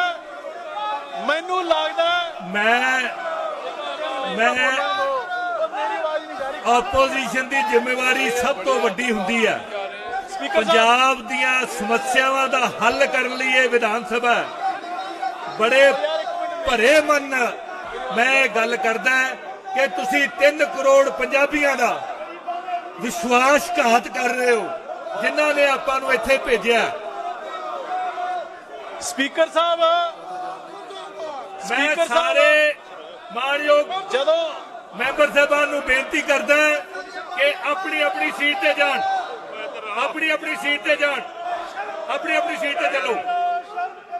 ਸਪੀਕਰ ਸਾਹਿਬ, ਜੋ ਕੁਝ ਵੀ ਚੇਅਰ ਦੀ ਆਗਿਆ ਤੋਂ ਬਿਨਾਂ ਬੋਲਿਆ ਗਿਆ ਹੈ ਉਹ ਰਿਕਾਰਡ ਨਾ ਕੀਤਾ ਜਾਵੇ। ਸਾਰੇ ਮੈਂਬਰ ਸਾਹਿਬਾਨ ਨੂੰ ਬੇਨਤੀ ਕਰਦਾ, ਜਦੋਂ ਪ੍ਰਤਾਪ ਸਿੰਘ ਬਾਜਵਾ ਜੀ ਲੀਡਰ ਆਫ ਆਪੋਜੀਸ਼ਨ ਆਪਣੀ ਸੀਟ ਤੇ ਜਾਓ। ਤੇ ਉਦੋਂ ਉਮੀਦ ਇਹ ਸੀਗੀ ਵੀ ਸ਼ਾਇਦ ਕੋਈ, ਕਿਉਂਕਿ ਬਹੁਤ ਤਜਰਬਾ ਇਹਨਾਂ ਦਾ ਪਾਰਲੀਮੈਂਟ ਦਾ ਤੇ ਵਿਧਾਨ ਸਭਾ ਦਾ, ਕਿ ਸ਼ਾਇਦ ਕੋਈ ਬਾਜਵਾ ਸਾਹਿਬ ਦੀ ਅਗਵਾਈ ਦੇ ਵਿੱਚ ਕਾਂਗਰਸ ਵਾਲੇ ਕੋਈ ਸ਼ਾਇਦ ਅਕਲ ਵਾਲੀ ਗੱਲ, ਕੋਈ ਪੰਜਾਬ ਦੇ ਕੰਮ ਦੀ ਗੱਲ, ਕੋਈ ਲੋਕਾਂ ਦੇ ਦੁੱਖਾਂ ਦਰਦਾਂ ਦੀ ਗੱਲ ਹੈ, ਬਾਜਵਾ ਸਾਹਿਬ ਤੇ ਇਹਨਾਂ ਦੀ ਟੀਮ ਕਰ ਲੂਗੀ। ਪਰ ਮੈਂ ਸਮਝਦਾ ਕਿ ਜਿਹੋ ਜਿਹਾ ਪਾਰਲੀਮੈਂਟਰੀ ਪ੍ਰੋਸੀਡਿੰਗਸ ਦਾ, ਪਾਰਲੀਮੈਂਟਰੀ ਪ੍ਰੋਟੋਕਾਲ ਦਾ ਤੇ ਇਸ ਚੇਅਰ ਦਾ, ਮੈਂ ਸਮਝਦਾ ਕਿ ਇਹ ਧੱਬਾ ਲਾਉਣ ਲੱਗੇ ਨੇ, ਇਹ ਦਾਗ ਲਾਉਣ ਲੱਗੇ ਨੇ। ਇਸ ਤੋਂ ਮੰਦਭਾਗਾ ਹੋਰ ਹੋ ਨਹੀਂ ਸਕਦਾ ਹੈਗਾ। ਸਰ, ਅੱਜ 3.5 ਘੰਟੇ ਹਜੇ ਪਏ ਨੇ ਅੱਜ ਪੰਜਾਬ ਦੇ ਲੋਕਾਂ ਦੇ ਮੁੱਦੇ ਮਸਲੇ ਡਿਸਕਸ ਕਰਨ ਦੇ ਲਈ। ਸਾਡੇ 'ਚ ਕੋਈ ਕਮੀ ਹੈ? ਭਗਵੰਤ ਮਾਨ ਜੀ ਦੀ 6 ਮਹੀਨੇ ਦੀ ਅਗਵਾਈ ਦੇ ਵਿੱਚ ਕੋਈ ਕਮੀ ਹੈ? ਸਾਨੂੰ ਦੱਸੋ, ਅਸੀਂ ਸੁਣ ਕੇ ਉਹਨੂੰ ਹੱਲ ਕਰਨ ਦੇ ਲਈ ਤਿਆਰ ਆ। ਪਰ ਇਹਨਾਂ ਤੋਂ ਹਜਮ ਇਹ ਗੱਲ ਨਹੀਂ ਹੋ ਰਹੀ ਹੈਗੀ ਕਿ ਜਿਹੜੇ 70 ਸਾਲਾਂ 'ਚ ਇਹਨਾਂ ਨੇ ਪੰਜਾਬ ਦੇ ਵਿੱਚ ਕੰਡੇ ਬੀਜੇ ਨੇ, ਉਹਨੂੰ ਭਗਵੰਤ ਮਾਨ ਜੀ ਦੀ ਸਰਕਾਰ 6 ਮਹੀਨਿਆਂ ਦੇ ਵਿੱਚ ਚੁਗਣ ਦੇ ਵਿੱਚ ਕਾਮਯਾਬ ਕਿਵੇਂ ਹੋ ਗਈ? ਇਹਨਾਂ ਤੋਂ ਇਹ ਹਜਮ ਨਹੀਂ ਹੋ ਰਿਹਾ ਹੈਗਾ। ਅੱਜ ਸਰ ਕਮਾਲ ਦੀ ਗੱਲ ਤਾਂ ਇਹ ਹੈ, ਇਹਨਾਂ ਕੋਲ ਮੁੱਦਾ ਕੋਈ ਹੈ ਨਹੀਂਗਾ, ਇਸ਼ੂ ਇਹਨਾਂ ਕੋਲੇ ਕੋਈ ਹੈ ਨਹੀਂਗਾ। ਸਰ, ਤੁਹਾਡੀ ਕਦੇ ਫਰਜ਼ੀ ਸਪੀਕਰ ਕਹਿੰਦੇ ਨੇ, ਕਦੇ ਨਕਲੀ ਸਪੀਕਰ ਕਹਿੰਦੇ ਨੇ। ਸਰ, ਇਹਨਾਂ ਨੂੰ ਆਪਦੀ ਅਸਲੀ ਤਾਕਤ ਦਿਖਾਓ ਮਾੜੀ ਮੋਟੀ, ਇਹ ਤਾਂ ਦਿਮਾਗ ਦਰੁਸਤ ਹੋਊਗਾ ਜੀ ਇਹਨਾਂ ਦਾ। ਕੋਈ ਤਰੀਕਾ ਥੋੜੋ ਬਣਦਾ ਸਰ ਇਹ ਕਿ ਹਾਊਸ ਦੇ ਮਰਿਆਦਾ ਦੀਆਂ ਧੱਜੀਆਂ ਉਡਾਈਆਂ ਜਾਣ। ਆ ਡਰਾਮੇਬਾਜ਼ੀ ਕਰਨ ਦੇ ਲਈ, ਆਹ ਲੋਕਤੰਤਰ ਦਾ ਮਜ਼ਾਕ ਉਡਾਉਣ ਦੇ ਲਈ ਇਹਨਾਂ ਦੇ ਲੋਕਾਂ ਨੇ, ਇਹਨਾਂ ਦੇ ਹਲਕੇ ਦੇ ਲੋਕਾਂ ਨੇ ਇੱਥੇ ਚੁਣ ਕੇ ਭੇਜਿਆ। 3 ਦਿਨ ਹੋ ਗਏ ਸਾਨੂੰ ਕਹਿੰਦੇ ਨੂੰ, 3 ਦਿਨ ਨਾ ਕੋਈ ਇਹਨਾਂ 18 ਮੂਰਤੀਆਂ ਵੱਲੋਂ ਨਾ ਕੋਈ ਸਵਾਲ ਲੱਗਿਆ, ਨਾ ਕੋਈ। Thank you Sardar Kuldeep Singh Dhaliwal. Speaker ਸਾਹਿਬ, ਮੈਂ ਤੁਹਾਡੇ ਰਾਹੀਂ ਮੈਂ ਸਾਰੀ ਦੁਨੀਆ, ਸਾਰੇ ਪੰਜਾਬੀ ਇਸ ਸੈਸ਼ਨ ਨੂੰ ਵੇਖ ਰਹੇ, ਦੁਨੀਆ ਭਰ ਦੇ ਲੋਕ ਵੇਖ ਰਹੇ। ਸਾਹਮਣੇ ਬੈਠਾ ਪੰਜਾਬ ਦਾ ਪੁੱਤ, ਸਾਹਮਣੇ ਬੈਠਾ ਪੰਜਾਬ ਦਾ ਮੁੱਖ ਮੰਤਰੀ, ਇਹ ਅੱਖਾਂ 'ਚ ਅੱਖ ਪਾ ਕੇ ਗੱਲ ਕਰ। ਇਹ ਬਾਜਵਾ ਸਾਹਮਣੇ ਪਵੇ, ਉਹ ਬੈਠਾ ਪੰਜਾਬ ਦਾ ਪੁੱਤ, ਉਹ ਸਾਡਾ ਬੱਬਰ ਸ਼ੇਰ ਬੈਠਾ, ਇਹ ਸਾਹਮਣੇ ਬੈਠ, ਇਹ ਦੱਸਣ ਇਹਨਾਂ ਨੇ 5 ਸਾਲ ਕੀ ਕੀਤਾ। ਸਾਡਾ ਮੁੱਖ ਮੰਤਰੀ ਦੱਸਦਾ ਕਿ 5 ਮਹੀਨੇ ਦੇ ਕੀ ਕੀਤਾ। ਇਹ ਸਾਹਮਣੇ ਬੈਠ ਇੱਕ ਵਾਰ, ਇਹ ਸਾਹਮਣੇ ਕਿਉਂ ਨਹੀਂ ਬੈਠਦੇ? ਇਹਨਾਂ ਨੂੰ ਸਾਹਮਣੇ ਪਾਓ ਇੱਕ ਵਾਰ। ਇਹ ਪਹਿਲੀ ਵਾਰ ਪੰਜਾਬ ਦੇ ਇਤਿਹਾਸ ਵਿੱਚ ਏਦਾਂ ਦੀ ਵਿਰੋਧੀ ਧਿਰ ਜਿਹੜੀ ਆਈ ਆ, ਪਹਿਲੀ ਵਾਰ ਏਦਾਂ ਦਾ ਵਿਰੋਧੀ ਧਿਰ ਦਾ ਨੇਤਾ ਆਇਆ ਜਿਹਨੇ ਇਹਨਾਂ ਲੋਕਾਂ ਦਾ ਟਾਈਮ ਖਰਾਬ ਕਰਤਾ। ਇਸ ਕਰਕੇ ਇਹਨਾਂ ਨੂੰ ਬਾਹਰ ਕੱਢੋ, ਇਹਨਾਂ ਦੇ ਖਿਲਾਫ ਕਾਰਵਾਈ ਕਰੋ। ਜੇ ਇਹਨਾਂ ਦੀ ਹਿੰਮਤ ਹੈ, ਉਹ ਬੈਠਾ ਸ਼ੇਰ ਉਹਦੇ ਸਾਹਮਣੇ ਅੱਖ 'ਚ ਅੱਖ ਪਾ ਕੇ ਗੱਲ ਕਰ। ਉਹ ਬੈਠਾ ਭਗਵੰਤ ਮਾਨ, ਕੱਲ ਕਹਿੰਦੇ ਸੀਐਮ ਜੀ, ਉਹ ਬੈਠਾ ਇਹਨਾਂ ਦੇ ਸਾਹਮਣੇ ਕੱਦ ਗੱਲ ਹੁਣ ਪੰਜਾਬ ਦੇ ਮੁੱਦਿਆਂ ਤੇ ਕੀ ਕਰਦੀ ਇਹਨਾਂ ਨੇ। Thank you sir. ਧੰਨਵਾਦ ਜੀ। ਮੈਂ ਬੈਠੋ, ਕੋਈ ਜਿੰਦਾਬਾਦ, ਬਿਲਕੁਲ ਗਲਤ ਗੱਲ। ਇੱਥੇ ਡਿਸਪਲਿਨ ਬਣਾ ਕੇ ਰੱਖਿਆ ਜਾਵੇ।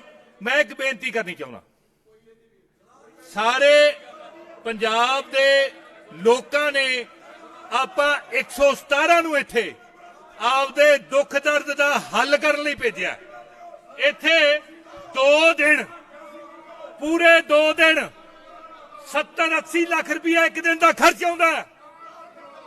2 ਦਿਨ ਤੁਸੀਂ ਮੇਰੇ ਕੁਝ ਮਾਣਯੋਗ ਮੈਂਬਰਾਂ ਨੇ, ਜਿਨ੍ਹਾਂ ਨੂੰ ਹੁਣ ਮੈਨੂੰ ਕਮੈਂਟ ਕਰਦਿਆਂ ਬੜਾ ਭਾਰੀ ਮੈਨੂੰ ਦੁੱਖ ਹੋ ਰਿਹਾ ਕਿ ਉਹ 2 ਦਿਨ ਪੰਜਾਬ ਦੇ ਲੋਕਾਂ ਦੇ ਵੇਸਟ ਕਰ ਦਿੱਤੇ। ਤੁਸੀਂ ਐਡੇ ਅਹਿਮ ਮੁੱਦੇ ਪੰਜਾਬ ਦੇ ਲੋਕਾਂ ਦੇ ਸਾਹਮਣੇ ਖੜੇ ਨੇ, ਜਿਨ੍ਹਾਂ ਨੂੰ ਇੱਥੇ ਡਿਸਕਸ ਕੀਤਾ ਜਾਣਾ ਚਾਹੀਦਾ। ਲੇਕਿਨ ਮਾਨਯੋਗ ਮੈਂਬਰ ਸਾਹਿਬਾਨ ਵਾਰ-ਵਾਰ ਬੇਨਤੀ ਕਰਨ ਤੇ ਵੀ ਔਰ ਤੁਸੀਂ ਚੇਅਰ ਦੀ ਤੋਹੀਨ ਕਰਨੋਂ ਵੀ ਨਹੀਂ ਜਾਣਦੇ, ਫਿਰ ਮੈਂ ਸਖਤ ਫੈਸਲੇ ਲਵਾਂਗਾ ਤੇ ਤੁਹਾਡੇ ਕੋਲੋਂ ਬਰਦਾਸ਼ਤ ਨਹੀਂ ਹੋਣੇ। ਸੋਮਵਾਰ ਨੂੰ ਤਿਆਰੀ ਕਰਕੇ ਆਇਓ ਵੀ ਆਹ 2 ਦਿਨ ਕਿਉਂ ਵੇਸਟ ਕੀਤੇ ਪੰਜਾਬ ਦੇ ਲੋਕਾਂ ਦੇ। ਤੁਹਾਡੇ ਕੋਲੋਂ ਜਵਾਬ ਮੰਗਿਆ ਜਾਏਗਾ ਇਸ ਗੱਲ ਦਾ। 2 ਦਿਨ ਤੁਸੀਂ ਪੰਜਾਬ ਦੇ ਨੌਜਵਾਨਾਂ ਦੇ, ਮੁਲਾਜ਼ਮਾਂ ਦੇ, ਮਜ਼ਦੂਰਾਂ ਦੇ, ਦਲਿਤਾਂ ਦੇ, ਕਿਸਾਨਾਂ ਦੇ ਵੇਸਟ ਕੀਤੇ ਤੁਸੀਂ। ਇਹ ਨਹੀਂ ਹੋਣੇ ਚਾਹੀਦੇ। ਇੱਥੇ ਡਿਸਕਸ਼ਨ ਹੋਣੀ ਚਾਹੀਦੀ ਹੈ। ਸੋ ਮੈਂ ਸਦਨ ਸੋਮਵਾਰ ਮਿਤੀ 3 ਅਕਤੂਬਰ 2022 ਨੂੰ 2 ਵਜੇ ਬਾਅਦ ਦੁਪਹਿਰ ਤੱਕ ਸਥਗਿਤ ਕਰਦਾ ਹਾਂ।